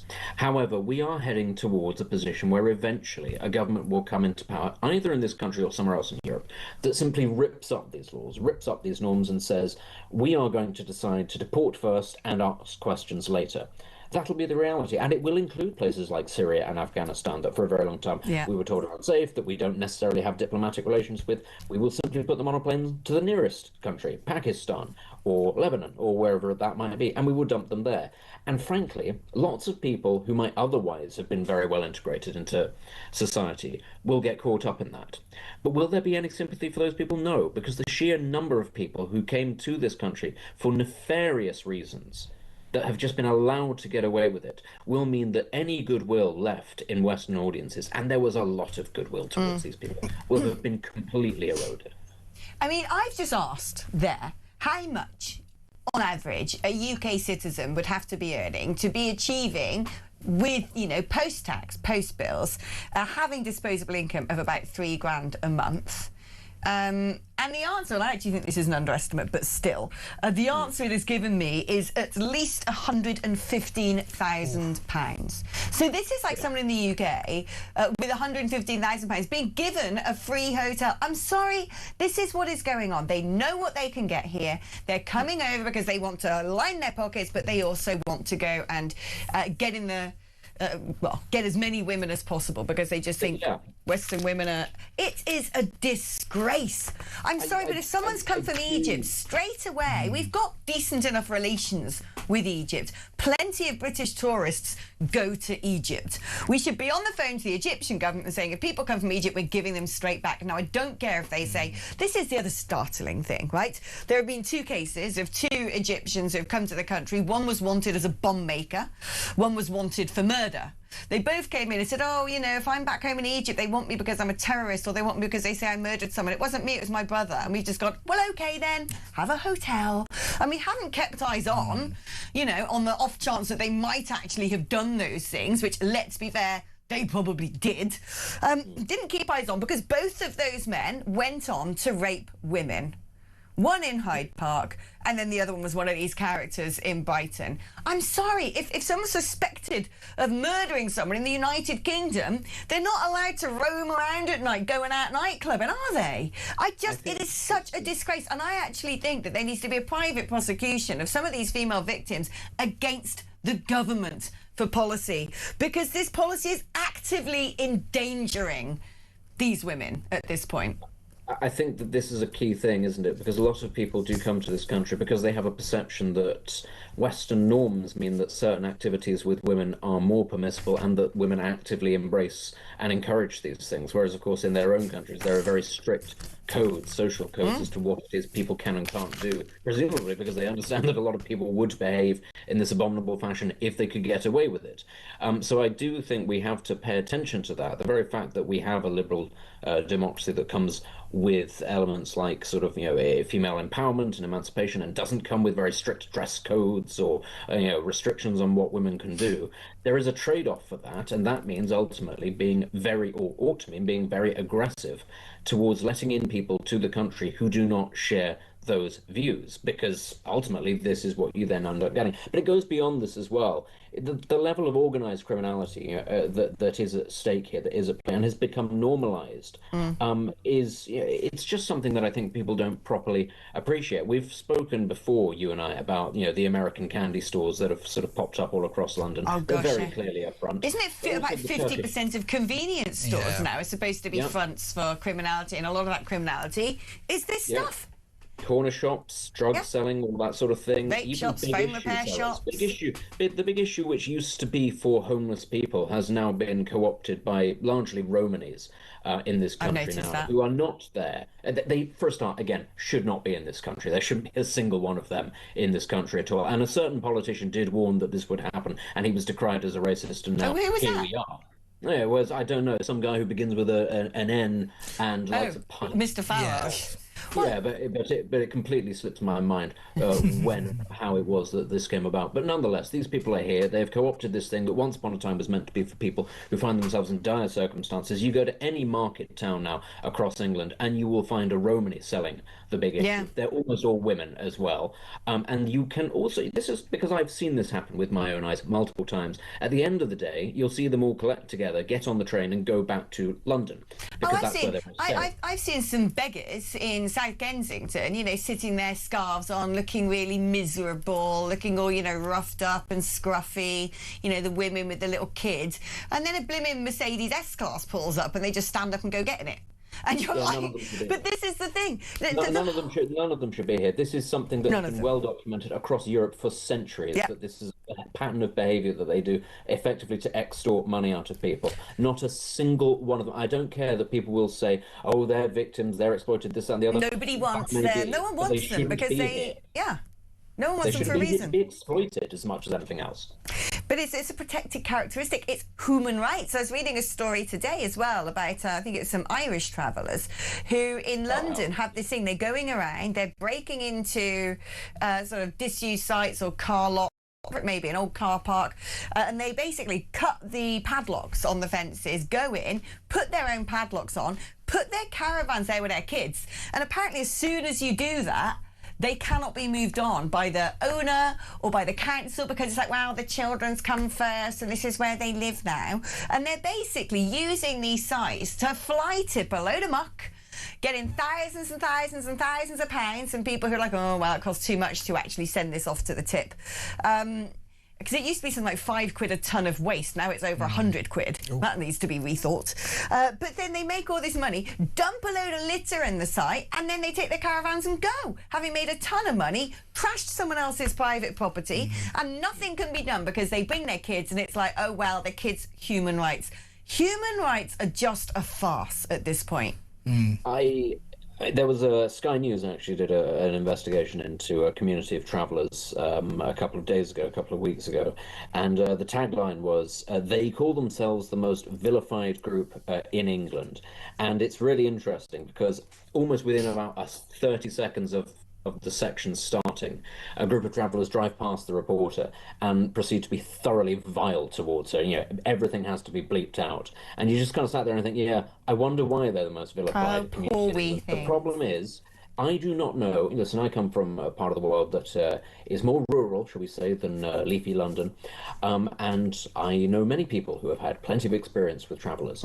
I don't know a single person who's got a positive story about them. Lots and lots of negative. And it's not simply my part of the world. You go to anywhere outside of the Greater London area, and you will find people whose only experience with these people is negative. And it's not based on prejudice or anything like that. It is physical acts of violence, physical acts of theft, actively disobeying laws. I'm sorry, but ultimately, you kind of have to call a spade at some point. Maybe they are an ethnic minority. Maybe there are sort of ancient inbuilt prejudices. But you know what really doesn't help? If you just decide that the law doesn't apply to you, and you can just do whatever you want, that is a pretty surefire way to make sure that people don't like you. I mean, it's just absolutely insane, because these people know how to use these so-called laws. They know exactly the levers to pull. And, you know, this madness, this inversion of the truth where, oh, they're not criminals, it's their way of life. Isn't it lovely? They must be protected at all costs. This mad inversion of the truth, with the same thing that we've done to so-called asylum seekers, and assume, you know, every time the BBC or whatever go and interview someone who's just come over on a boat from Cali, it's like, you know, a woman with a baby shivering on the beach with, you know, a blanket around her. Oh, I was here and I was from Afghanistan and my husband died, and you go, oh, poor thing. But you think that is the exception. It isn't the rule. And then they might speak to someone else who's like, yes, I was a student in Egypt and I was being hunted down because da-da-da-da-da. And you think, well, of course they've got these stories ready because they're going to have to use them when they make their asylum claims. But why do we automatically believe them? It's absolute madness. Yeah. The funny thing is it'll be a student who says, I was a student and I was being persecuted by the authorities. And you ask, well, why would that be? And it turns out they're a member of the Muslim Brotherhood. And yeah, think, oh, right, that's what it is. Ain't that great? Yeah, an actually justified reason why every single regime across that part of the world has banned your organisation. This is the thing. UK, if you're fleeing somewhere like Egypt, to people like that. If you're fleeing somewhere like Egypt, the likelihood is you've actually committed a crime there. Yeah. That's probably why you're a fugitive from the law. We do have a lot of medical students. I know one personally who is actually here as a kind of a refugee, really, because he can't go back because he's LGBT. Like, he will be physically killed by his family. This is a very real problem, and the big issue is these people are exploiting the system, and we're not taking in the people that we actually need. Why can't he go back and move to a different part of the country? What do you mean? Oh, well, I presume it's more you just can't go back to the country. If I'm being honest, why can't he is that again?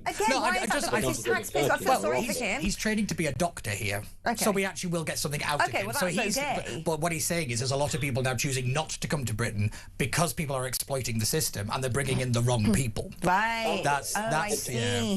I mean, look, before we go, there's something that has to be added to that, though, which is that a huge number of people in the Gulf.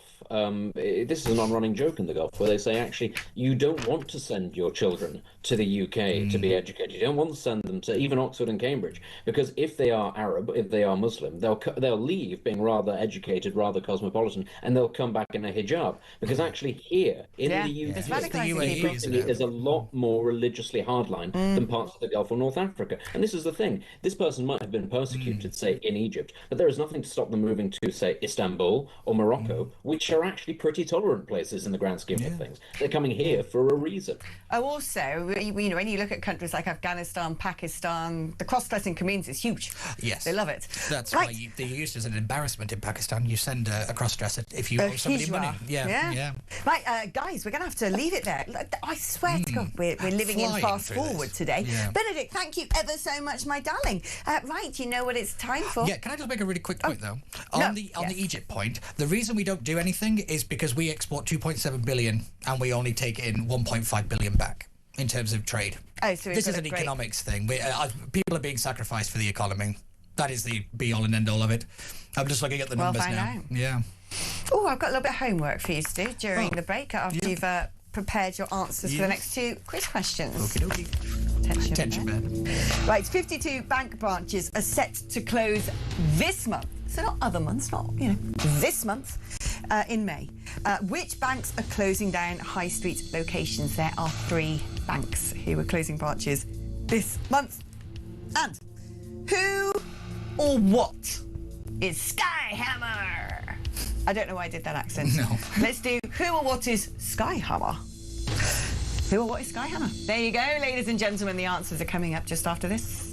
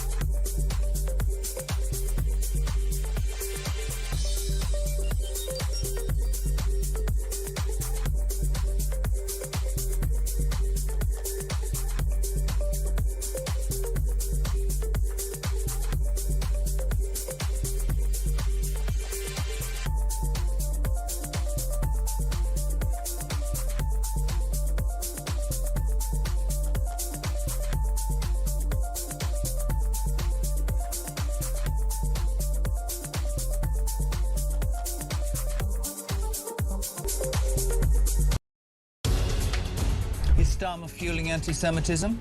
I don't think he's doing anything to deal with anti-Semitism. The attempt to gaslight the British people and the Jewish community is appalling. This has to stop. It's almost being normalised, and it's terrifying, and we're sick of it. Enough's enough. Don't be shocked, and don't you bloody dare claim to be shocked or upset or care about Jewish people being stabbed on the streets of our capital city in broad daylight. This is on you. Across the UK, on DAB+, on YouTube, on your mobile, and on your side. This is Talk. Tension bed. Okay, ladies and gentlemen. 52 bank branches are set to close this month alone, the month of May. But which banks are going to be closing down high street locations? The Halifax, the Royal Bank of Scotland, and Lloyds. Okay, you got one. Which one? Lloyds. Lloyds. Santander and NatWest. Oh, I thought that was last year. That's this month. This is the hottest news. yeah. These are all closing down branches. Oh, they are, yeah. Someone was reopening branches, and I can't remember who that was. There was a news story about it might, but that's the sort of bank who might do that. They're a building society. We're going to get these branches back open. Yeah. But no, Santander, NatWest and Lloyds. And basically, if you've got 2 out of those 3, mark yourself a whole point. If you've got 1 of the 3, give yourself half a point. If you've got all 3, give yourself 2 points. Why not? Live it large. So I'll give you half for that. Right. Who or what is Skyhammer? It's Counter-drone. Hey, it is! Yes! Because I think it's the greatest name ever. Isn't it good? Yeah. I didn't know about this thing. Anyway, this is a big new UK interceptor drone. It's been designed to take on the Iranian Shahed missile drones, that goes 430 miles per hour. Looks like a decent bit of kit, so there we go. Skyhammer. Do we have a picture? No, we don't have a picture. Not that prepared. I was writing these questions whilst scoffing breakfast, my friend. Sitting having my slap put on. A lot of the Ukrainians have helped design this thing because they've been used to tackling the drones more than anybody else in the world. Yeah, so they've actually kind of monopolised a lot of it. All right, don't drone on. Yeah, so we're actually running behind time, aren't we? Always on the show, never knowingly on time. We're going to be doing that. We're going really fast, and yet we're behind. I know, it's so crazy, isn't it? I don't know where the time's going, and I haven't covered half the things I want to speak about. We've still got an hour left. Going to have to start just speaking like this in fast forward so we can do a little bit like when they do the terms and conditions at the end of an advert. To pack in everything we want to do. But we are going to be talking now about net zero, and quite a big story here that might have escaped your radar. To speak about it, we're joined by the director of Net Zero Watch, Andrew Montford. Welcome to the show, Andrew.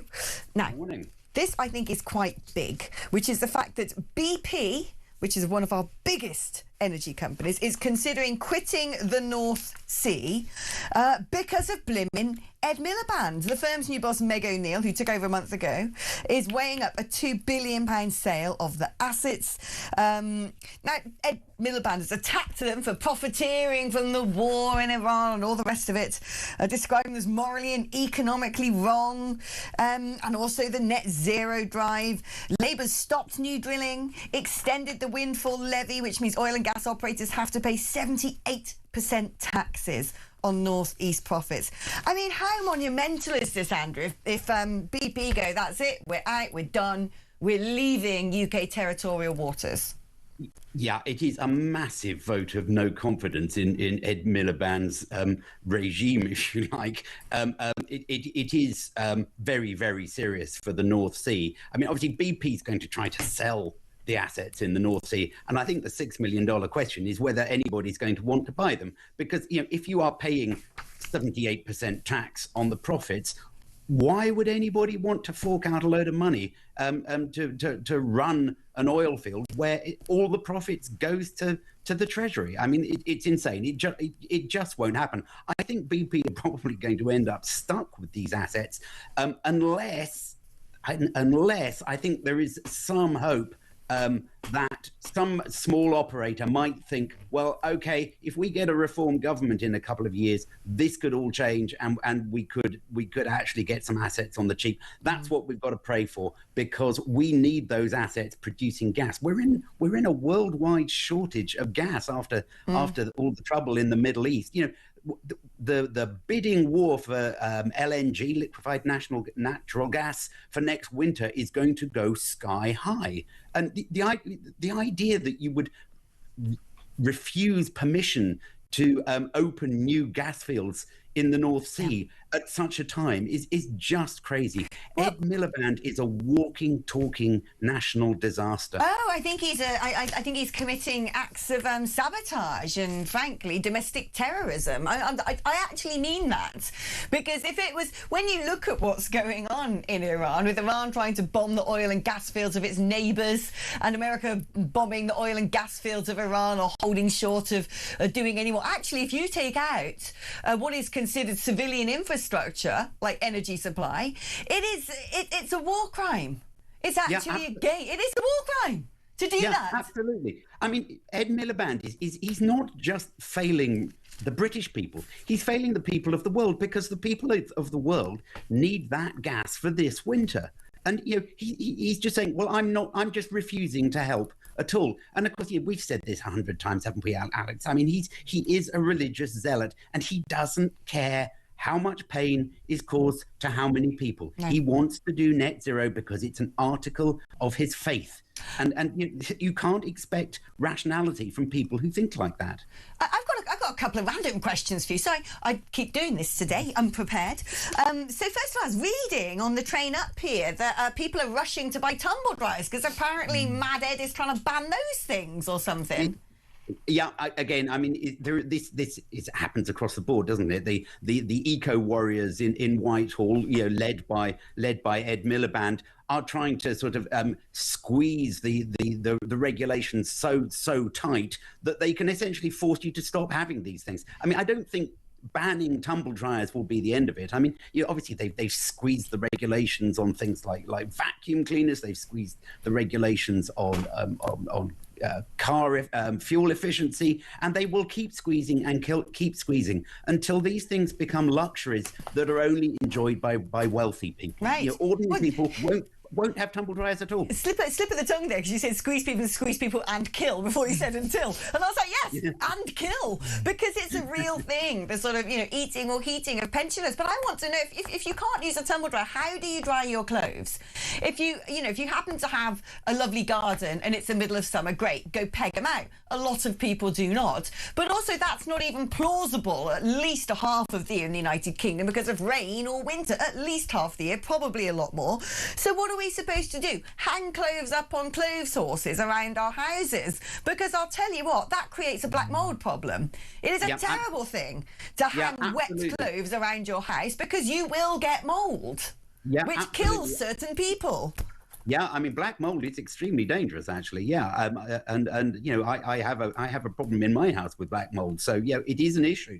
But again, this is Ed Miliband's faith says you've got to reduce energy consumption no matter what the cost, and if the cost is people suffering with lung problems because they've got black mold, well, so be it. I mean, it's pathetic, isn't it? The saving on these tumble dryers, the energy saving, is minute. I mean, it's really small, but he's going to do it anyway. I find it astonishing, in fact, that British society hasn't turned against Ed Miliband. Why are the unions not out on strike? The North Sea trade unions and things. Why are they not bringing the country to a halt to try to stop Miliband? Because he is causing so much damage to so many people's lives. It's getting to the point that it is risking lives, is impacting on people's quality of life. The idea, I mean, I will hold on to my tumble dryer white-knuckled. I'm not letting that thing go. But I always wonder as well, why don't countries do things? If we're going to have to go along with this net zero pantomime, which I wish we weren't at all, but let's say if, why can't it be in line with our country's own needs and bespoke conditions? So if you're in southern Spain, right, go on, you want a load of solar panels, have it, because you're sunny. You want to ban tumble dryers, go for it, because you can probably dry your washing outside for 300 days of the year or something like that. These things aren't plausible in the United Kingdom. We don't have enough acreage to stick down a load of solar panels, nor do we have enough sunshine, although Spain would say we have so much sunshine it blew up our grid. But the things that he's trying to force upon this country just aren't feasible for anybody in the United Kingdom. We are a small, damp, wet, not particularly sunny island, but we happen to be surrounded by half-decent fuel reserves. And we're buying our LNG from Norway, being drilled in the North Sea, you know, probably with binos in eye line of where we could be drilling. Makes no sense. Yeah, no sense at all. And the truth of the matter is that, you know, net zero isn't going to happen. Net zero is an impossibility. It is physically impossible. We're not talking about, you know, political will. We're talking about physics. We can't decarbonize our economy because the physics doesn't work. So net zero isn't going to happen. And you know, the next government, whichever one it is, I mean, you know, it's likely to be Reform or maybe the Conservatives. Both of them have said we're going to turn away from it, and thank goodness. Yeah. But there is so much damage going to be done before we get that change. I mean, this is what I think people don't realize is it's not going to be a quick fix to get energy prices back down to where we need them. It's going to be that's going to take years, you know, at least 1 decade or longer. So how much industry are we going to have left at the end of that? This is what people need to understand.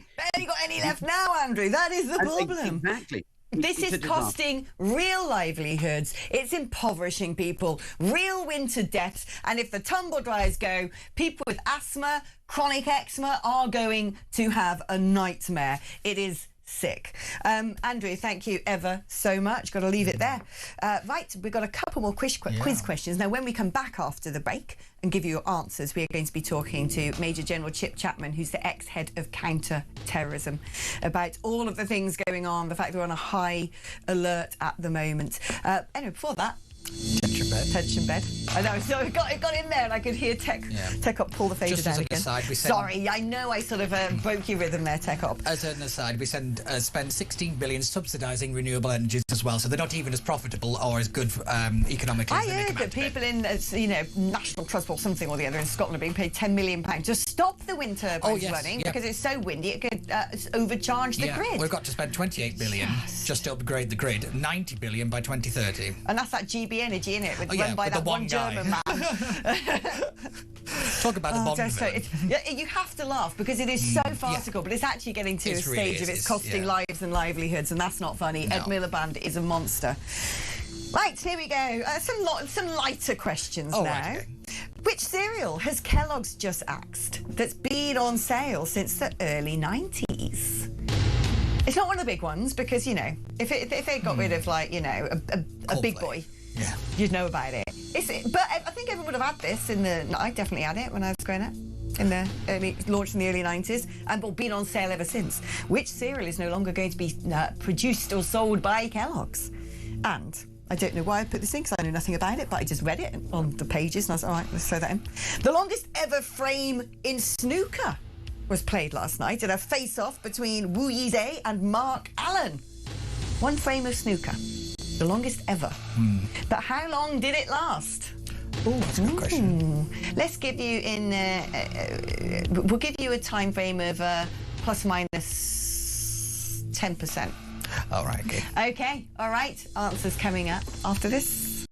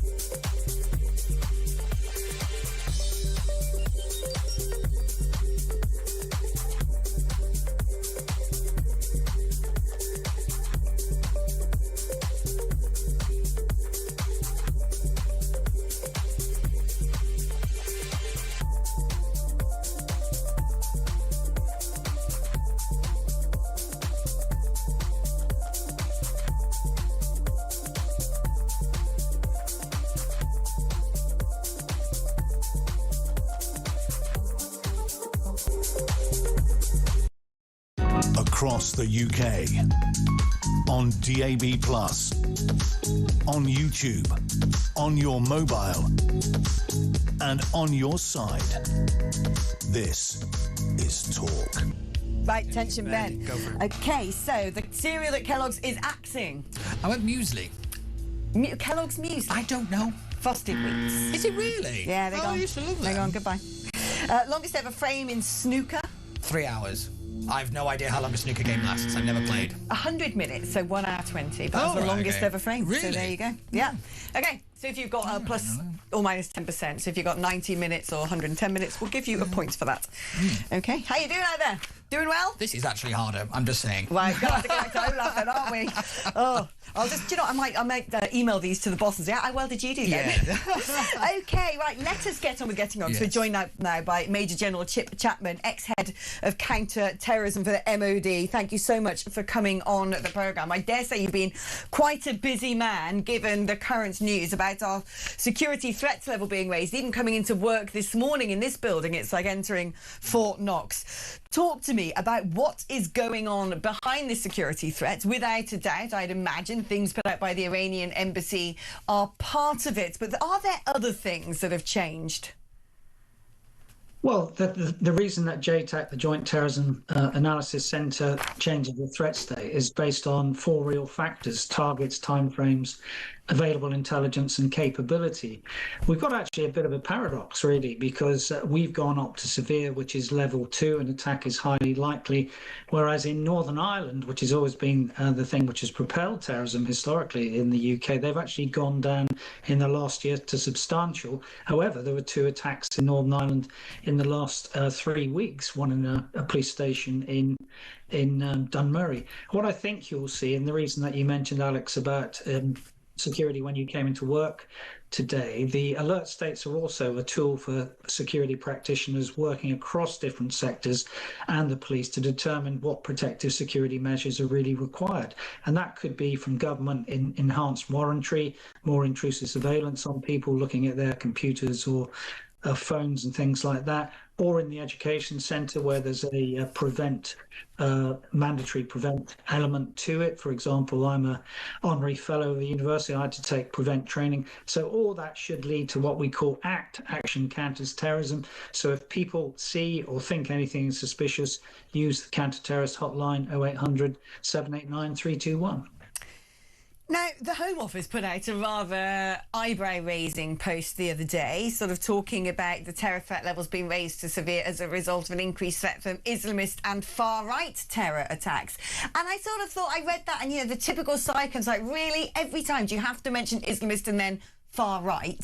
So I wanted to ask you, what is the real danger of the far right actually, perpetrating acts of terrorism in the United Kingdom? I have no doubt that there is a coarsening of attitudes and opinions in this country. I see it online with things that people are now publicly saying.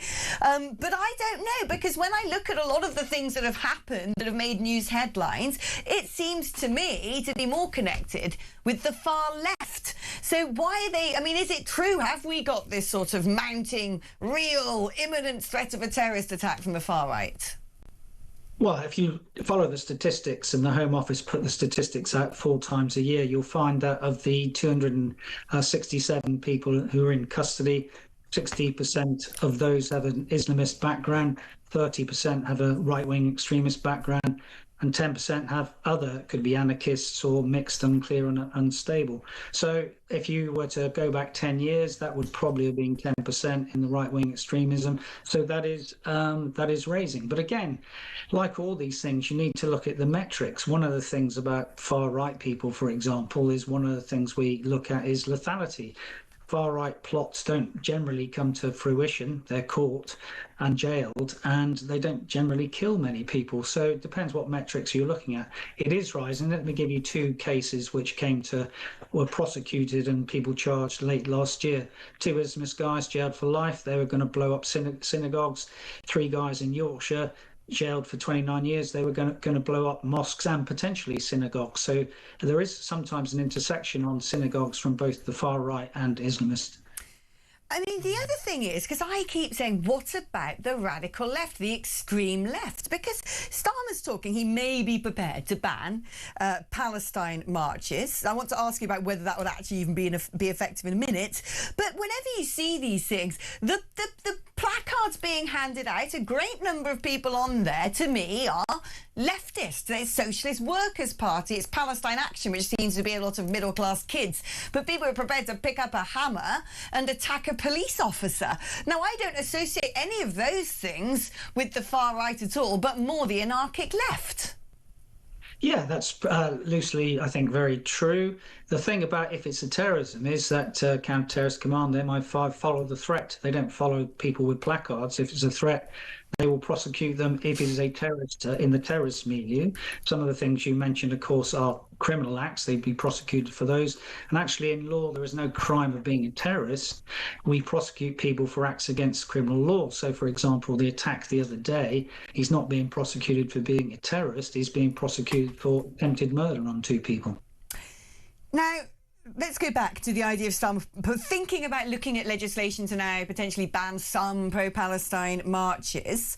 And Chief Rabbi Ephraim Mervis, who told the BBC that anti-Semitism is being normalised, is now turning around going, we're going to ban pro-Palestine marches, going to have any sort of an impact. Because my gut is sort of suggesting to me that this has gone on so long, that conversations about how evil Israel is, genocide, apartheid nation, very horrible anti-Semitic tropes have become so embedded culturally and normalised, like the Chief Rabbi says, that I can't see how now, after the matter banning these marches, I want to see them banned. It's an affront to my sensibilities, quite frankly, but that's just my personal opinion. I can't see that it's going to actually put the genie back in the bottle. Well, I think, again, there are 2 aspects to that. The physical aspect is people marching, and the second one is the digital aspect. So if you were to take this out of the UK context, for example, let's use the US First Amendment, where free speech is embedded in that sort of society. But even there are limitations to it. So if something posits a clear and present danger, then it can be caveated or banned. So if these marches are part of a clear and present danger to the Israeli community, then potentially they should be banned if it is proportionate and necessary to do so. I think more of the propellant really against the anti-Semitism is in the online space, where you've got more polarization and confirmation bias with the way people are swarming together, particularly on some of these other channels which are more in the sort of dark web space. Let me give you a non-Israeli example or non-Semitic example, just to show you how weird this is. There's a group called 764, which is a Satanist accelerationism movement, which tries to get young vulnerable girls to commit suicide online and live stream it. That is a terrorist group. That is in the sort of weird part of the internet to do with channels like Discord or Telegram. That's probably where this is being powered from.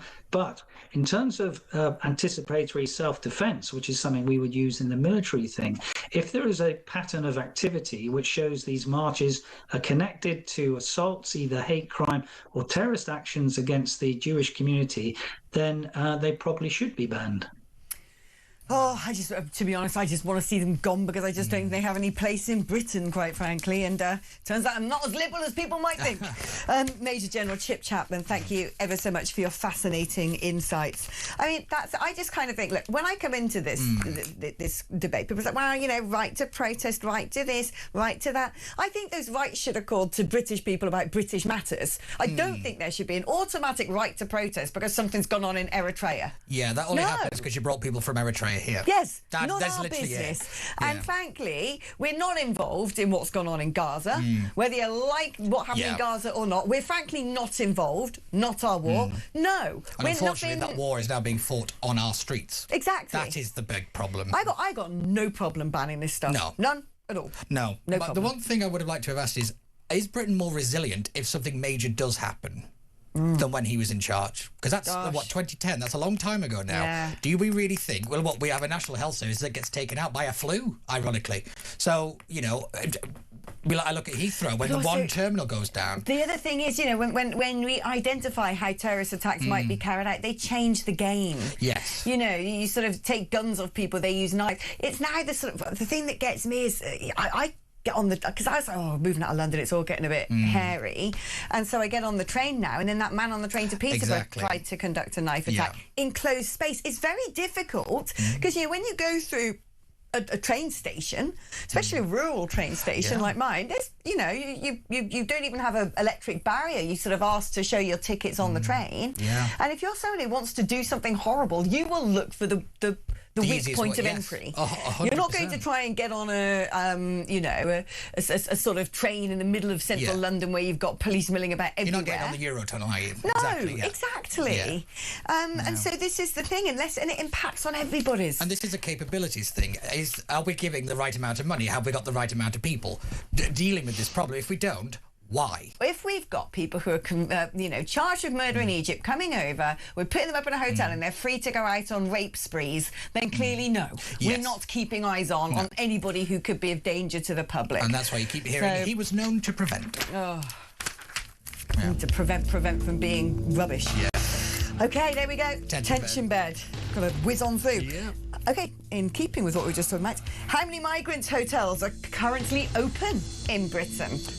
Again, I'll sort of figure out, let's say, to the nearest 10. To the nearest 10. How many migrant hotels are currently still operating in Britain? And I thought I'd put in a favourite question asked of politicians with my own added Alex aside. The average cost of a pint of milk, please. I want to know how much you think a pint of milk is. And then official unit of inflation in the United Kingdom. How much is a Freddo today? Yes, I know why you've asked. So first of all, I want to know how much is a pint of milk, and secondly, I want to know how much would you be parting with if you were going to go down the shop and buy a Freddo. Okay, answers coming up after this.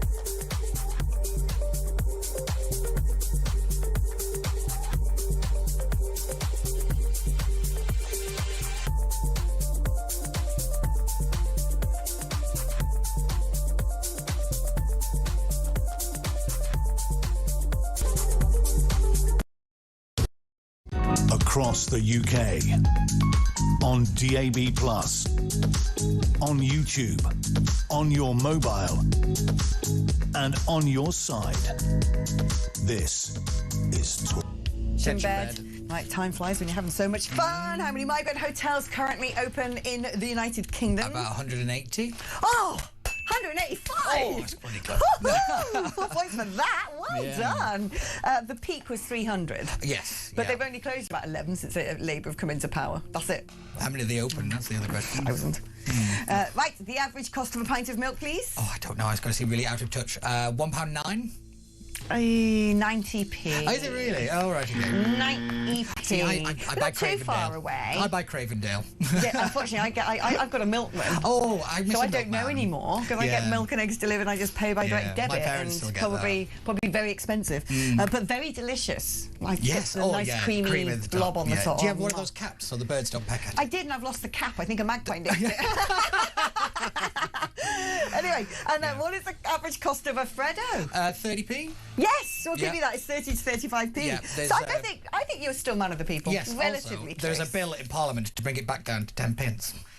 As a private member's Is there? Yes, there is at the minute. I presume that's why you asked the question. Which hero of our time I'm brought not that sure. forward? I'm not Oh, well, sure. I need to know that. Yeah. I need to know that. If it's a Lib Dem, all is forgiven. We've basically got to sort of ask them. Oh, too much to squeeze in. Quiz it's fixed. Milk and Freddos depend where you live as to price, says Joanna in Salisbury. That's a quick message coming through.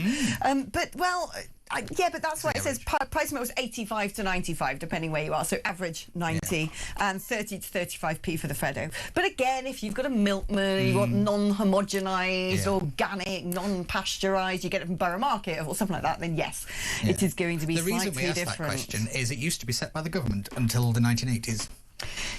That's why. The price of milk was a set price. That's why people ask how much is a loaf of bread and a pint of milk. They were set prices. Right, 1 minute. We've got to squeeze in 2 more quiz questions. Right, Time is gone crazy today. Right, quickly. Which former F1 driver shocked people with his London Marathon debut this last weekend with a zippy sub-3 hour time? Don't ask me to. Sub-3 hours, Formula F1 driver. Former Formula 1. You know what I mean. Yeah. What is the name of the current American ambassador? Bye-bye Lord Mandelson, but who replaced him? Who is holding that post today? There you go. Got time in the bank as well. Anyway, do stay with us because after the break we're going to be talking to the brilliant Matthew Breiser, former US ambassador, about the fact that Donald Trump is pulling troops out of Germany. Did the royal state visit save the special relationship and the RAF being on high alert to defend the Falklands?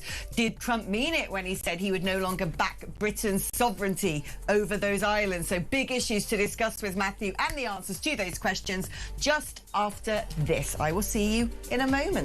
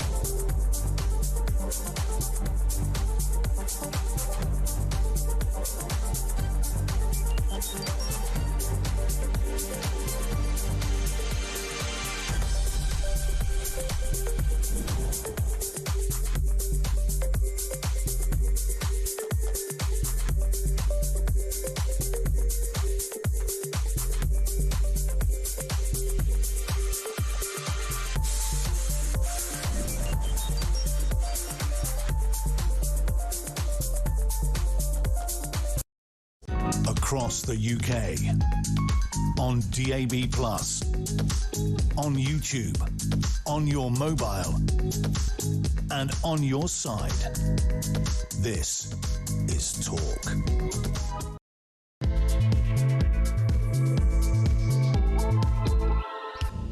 Tension bed. By the way, I've got a message from Fiona saying, Alex, currently decorating my home, listening to you and Peter, and I found myself saying out loud tension bed every time the question is due. Oh, I love That's that. the way, Fiona. That's how the we get girl. you. That's how we reel you in.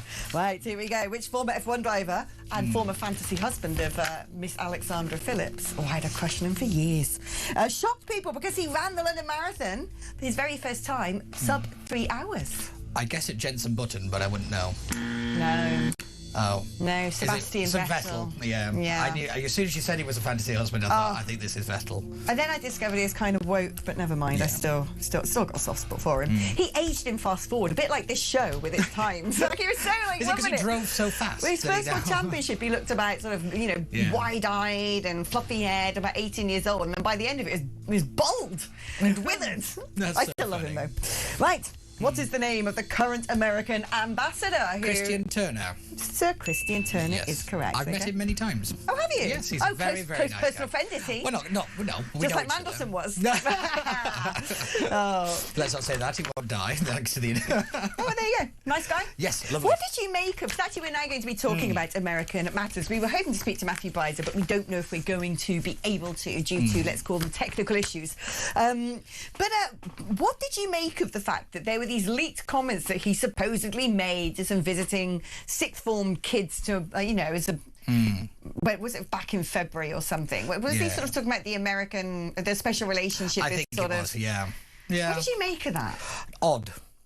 I don't know why he was doing it to begin with. Okay, first of all, what are you doing greeting school kids? Yeah. Secondly, why are you saying... Was he the American ambassador at the time when he made these comments, saying that, wow, special relationship is a bit mawkish and rubbish, really, don't exist? Interesting. I don't know, because you never know when he really became the ambassador at the moment, so... No one knows. Yeah. And who decided to leak them during the state visit, and to what end? I actually think this might have come from the Foreign Office as a kind of back off the civil service. For government-wise, we're going to cause you another headache. Oh.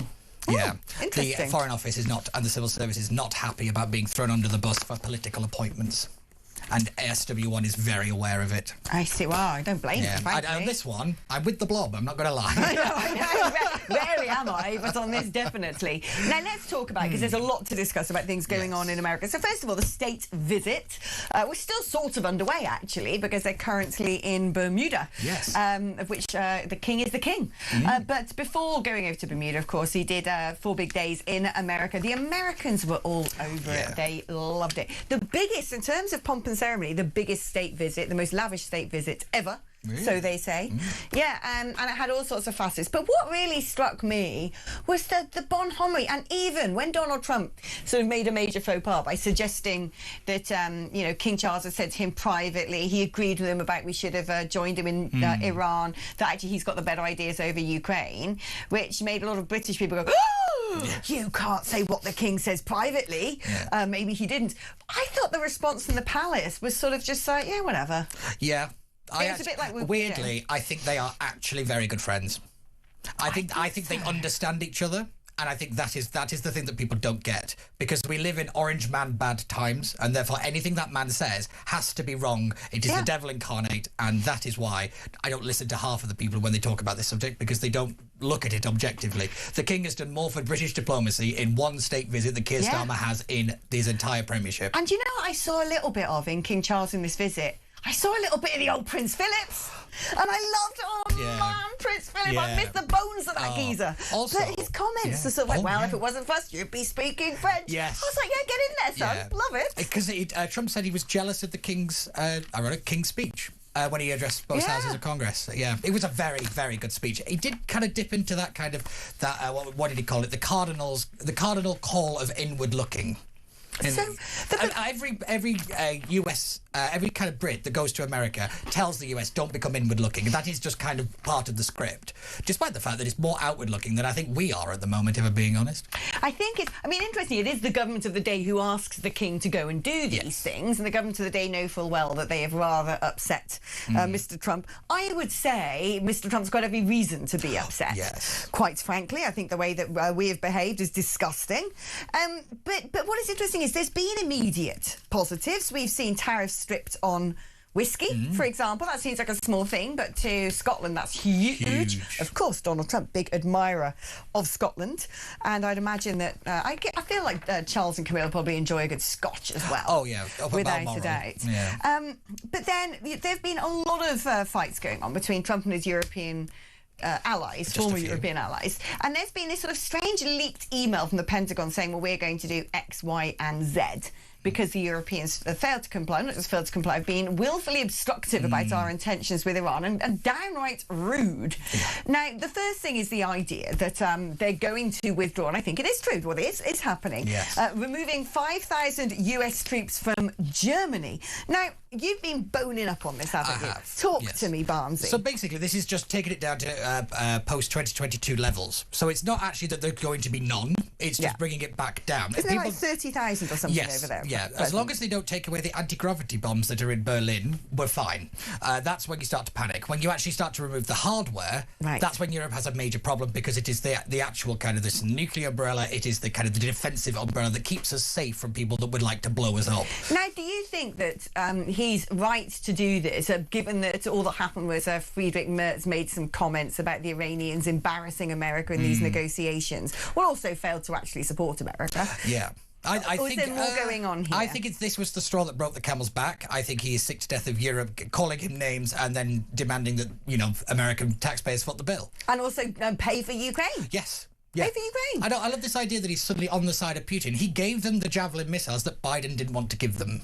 So in what world is he the bad guy? I don't understand this, but yet again, it's But Orange also Man it's bad. so unhelpful that, turning around and basically taking the side of Iran, who's a terrorist, theocratic, evil nation, who quite frankly could blow Germany to smithereens if they had nuclear technology on intercontinental ballistic missiles. I think it's a bit rich coming from Friedrich Merz. But was it you and I who were interviewing the Iranian nuclear weapons inspector, who basically said it was Germany were providing them the tech? Yeah.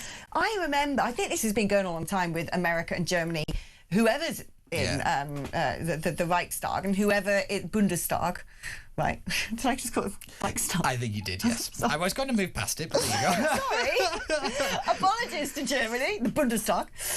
But because weren't they caught, the Americans, putting Pegasus software on Merkel's phone? Yes, by Barack Obama. It was the PRISM leak from CIA. They don't trust Germany. They certainly didn't trust Angela Merkel, and I think rightfully so. I got big questions to ask about Angela Merkel. Oh, that big questions. Blood on her hands as well. Brought up behind the Iron Curtain as a scientist, making all these gas pipelines to Russia, and all of a sudden there's behind refugees welcome, closing down the nuclear power stations.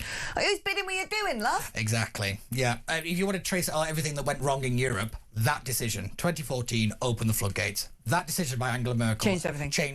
It changed the face of Europe, and not in a good way. But also changed the face of global politics, because I have a feeling part of the sort of lily-livedness over joining Trump with being aggressive towards Iran and preventing them having this threat, which wouldn't even touch America. This is what's so hilarious. Yeah. The intercontinental ballistic missiles with nuclear warheads wouldn't remotely reach America. Yeah. They would blow up Berlin. And actually, I get the impression that European foreign policy is being dictated by the fifth column of Islamists who have now come into the country. Thank you, Mrs. Merkel. Yeah, and also the one thing that nobody really noticed is that Trump wants to give Joint Force Command away, which has always been held by Americans since the formation of NATO.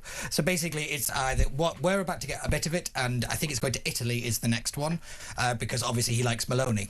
I think that's she wasn't that helpful about Iran, though. Not really, but I think she's done more than everybody else. Well, she hasn't slagged them off publicly I think for that's probably what it is. But that's really, really important, because this is it's kind of showing that Trump is done, and America is done underwriting a continent that is very ungrateful for the amount of money that's been pumped into it since the 1950s. Deeply ungrateful. I mean, actually, there's been suggestions from these so-called leaks that he wants to boot Spain out of NATO. And I'm beginning to think, yes, because Spain not only said you can't sort of use airbase, don't know if there are American air bases in Spain. They prevented America flying over their airspace, yes. even. Yeah. And now you look at this crazy situation of the mad socialist Pedro Sanchez saying, oh yeah, whoever wants to come and live here can, we'll give you immunity or whatever. Yeah. Asylum immunity. What's it called? There's a word I'm looking for, I've lost it. But anyway, it's Gambians, Bangladeshis. These are safe countries. Who on earth are you importing into Europe? Because this isn't just about Spain. Once they are naturalised in Spain, they can go anywhere in Europe. Yeah, this has surprised me that most of the European nations have not. Well, they might have maybe behind closed doors gone rather insane about this, because it is literally anybody. And like you say, once you're a European citizen, you can travel pretty much anywhere, and you are very able to hide. This has always been the big problem of the Schengen system, is you can move around very quickly, and yeah, it's not great. I know everyone's always fussing about the Falkland Islands as well, yet again, because we've got the RAF on high alert. Right. Well, hold that thought, because you'll be pleased to know that we have corralled the wonderful Greg Swenson to come and join us after the next break in order to talk to us about just that and other things. So there you go. Brilliant, Greg. Look there. Oh, Greg. Yes. Detention bed. Final two questions, ladies and gentlemen. Right, now on the subject of Donald Trump. He pledged on Wednesday this week to release to the public hundreds of classified documents. On which topic? Hundreds of classified documents, not more, will be released to the public. We don't know when, but relatively soon, by the President of the United States of America. But what are they related to? That is what I want you to let me know. And we were talking about the royal tour, and of course the King and Queen are now in Bermuda, of which the King remains head of state. What I want to know very simply is, what is the name of Bermuda's capital city? Oh. There you are. Whoever said it was going to be easy when it was written by me. I know, yeah. Yeah, Debbie. I thought it would be easier You'll than be Olaf. asking for Olaf back next week, won't you? Right, ladies and gentlemen, answers will be coming up after this break, as well as Greg Swenson to wrap up the show talking about the so-called special relationship. That's after this.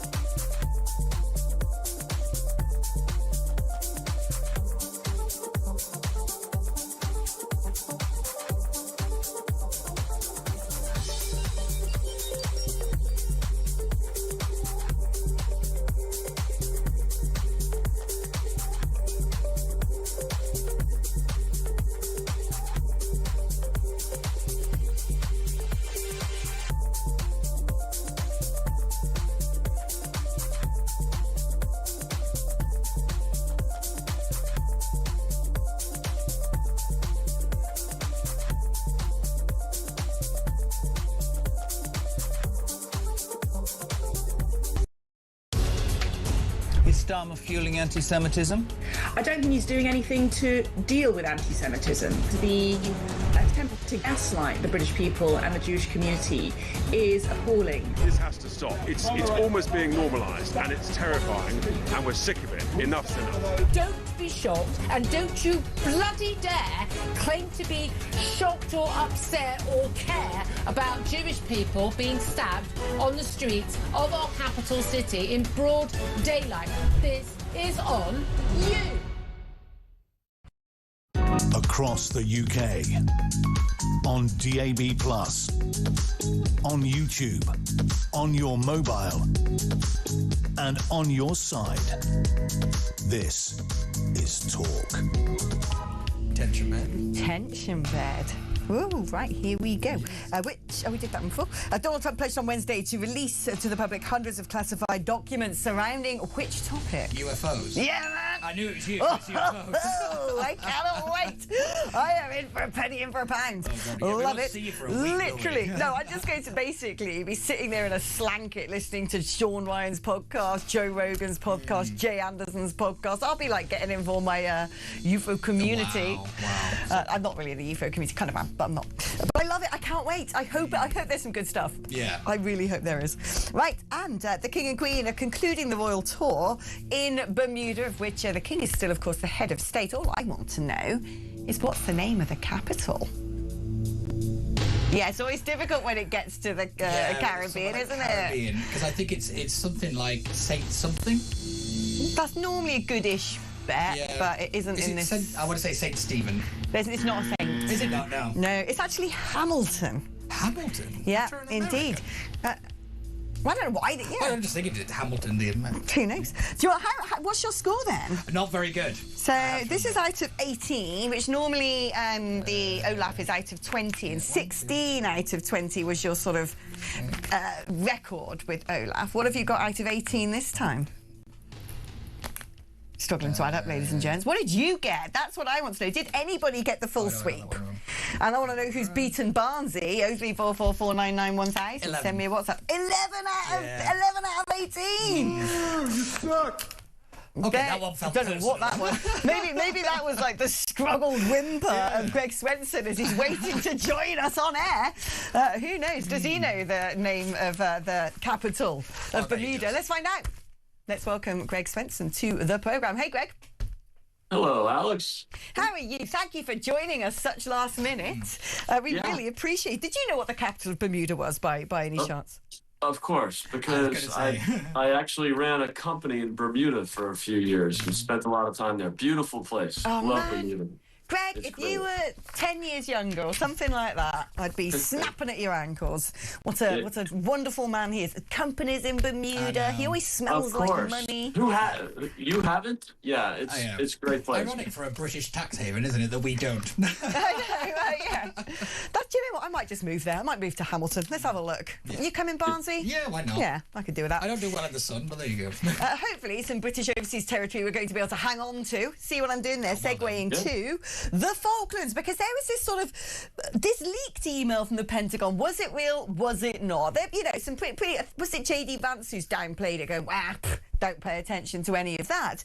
And yet we are seeing Trump pull 5,000 US troops out of Germany. Now we learned that the RAF is on high alert to defend the Falkland Islands, because this little leak that apparently came out from the Pentagon suggesting that America would no longer instantly back our sovereignty of those islands has actually led, of course it did, to the foreign minister of Argentina to say, right, we recommend the Brits start getting back. Go home to your own country. You're nothing to do with our islands. They belong to us. How do you see this playing out? Because, of course, what we do know is that Javier Milei is a very good friend of Donald Trump. He was there at the second inauguration with a golden chainsaw, for crying out loud. And so if it ended up being a tug of war between Keir Starmer and Javier Milei of who gets his way, might Donald Trump suddenly forget about the special relationship, or is this all just noise? It's all noise. I talked to some people here in Washington. I'm in New York now, but I was in Washington all week for the state visit. And it was a junior staffer, kind of Pentagon person, career person, not a political appointee. And it just turned into a big deal, but it really isn't. And so it's a non-issue. And it would be totally inconsistent as well, because we, the U.S., were so angry about the Chagos Islands disaster, and have been obviously have put a stop to that, but so it would be really inconsistent to say keep the Chagos Islands but give up the Falklands. It was a career person at the Pentagon throwing some ideas around, just an email, as Marco Rubio said. So, do you think the state visit has done a lot, actually, to heal some of these fractures between the United Kingdom and the United States? It's not really between the United Kingdom and the United States, is it? This is actually just about Sir Keir Starmer and rubbing Donald Trump up the wrong way. And I get the impression that, Trump's not a fool. He knows that the special relationship is far deeper than whoever happens to be residing in number 10. Yeah, Alex, you said it perfectly. And this is not, there's been no rift between the United States and the United Kingdom. The rift is between the United States and the socialist government of the United Kingdom. So it's, and we're dealing with this in the U.S. as well. We have socialist governments in California, Illinois, and New York. And so, this is just a political, this is just political differences, and that's okay. But what about some of the things he's saying about NATO? Do you think that is also sort of noise to try and force Europe to step up? Because Europe certainly are stepping up, that much we have seen. But is there a real risk that, he might say, I'm walking? I think there's always that risk because the president's been frustrated about NATO for 10 years now and or longer. And so, NATO's probably better because of President Trump, because you see the defense spending increases. But, this whole idea that, we have thousands of troops in Germany and Spain and Italy, and then they deny the use of those very bases for the U.S. to execute the plan in Iran. It just doesn't make sense. And so I think the American taxpayer is just thinking, why are we funding NATO and protecting Europe for 80 years so they can have free health care in the United Kingdom and 6 weeks of holiday in France and 35-hour work weeks in Germany? We don't have that, and nor do we really want it, but it's still interesting that the American taxpayer is funding the socialist big state welfare states of Western Europe, and it just doesn't make sense. It's a common sense thing. Yeah, you can understand when you look at it through that prism. Very quickly, Greg, because we've got to get off air in a couple of minutes. What do you think is now going to happen in Iran? Donald Trump coming out today and saying, I can still smash you to smithereens. Do you think it's going to hot up again?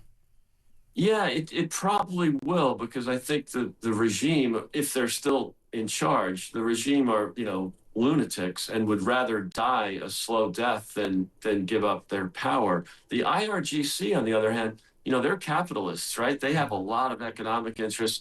When those oil wells are shut down, which they will be in 10 or 20 days, and the money stops flowing, maybe the IRGC will, have some common sense and realize that this gig is up, it's over. So, and they'll have some economic interests to look after. Yeah, it's fascinating stuff. I think, it's hard to predict how this one will unfold. I think there's a link between the two, if I'm being brilliant, just really quickly. Yeah. I think Donald Trump is irritated with Europe kind of feeding the flame for Iran. They're basically helping Iran. They're kind of playing it yet again in the media. They're undermining the negotiations at every single turn. And it's completely human to be irritated by this, because he's trying to put down a terrorist organisation, and yet he's got Germany going, And actually, the closure of the Strait of Hormuz largely impacts Europe, but doesn't impact America. Yeah, it's ridiculous. Yeah. It is ridiculous. But let's see how things pan out. Greg, thank you ever so much for joining us at such late notice there. But it is fascinating, isn't it, what's going on? I've been very supportive of what gushingly supportive of what Donald Trump is doing. I'm not supportive of Donald Trump's doing. I'm supporting Donald Trump. I'm supporting what he's doing. I think that's the difference. It doesn't matter who was the president. If they did this, I would be in favour of it. It's not a personality thing, and they need to get out of personality politics, because it's not that. Yeah. International politics has never been that. And I think that Donald Trump has played this brilliantly. He has targeted the key sites. They can't they can't manufacture their weapons. They can't harm people anymore. That bit's done. They were always going to use the Strait of Hormuz. America said, right, you try that, we'll go one better, forcing them to now make a decision between a rock and a hard place. And frankly, Iran going, we're winning negotiations. It's because Europe keeps saying it. Yeah. So Iran's picking up the lines. Yeah. Honestly, we're Useful a disgrace. Idiots. We're a disgrace. Anyway, thank you ever so much, Always Peter. Always a pleasure. What did you prefer, my quiz or Olaf? Olaf, I'm not going to lie. Bring back 15th century opera. There you go. Sorry about that, folks. Now, listen, we say goodbye to Barnsley until next week, but you don't say goodbye to me, because I'm going to be keeping you company tomorrow, same time, same place, with the sensational Paul Cox and a host of brilliant guests. I'm also going to be with you on Bank Holiday Monday, but for the rest of today, have a lovely weekend, and I hope that you join me again at 10 a.m. tomorrow morning. All right, bye-bye for now.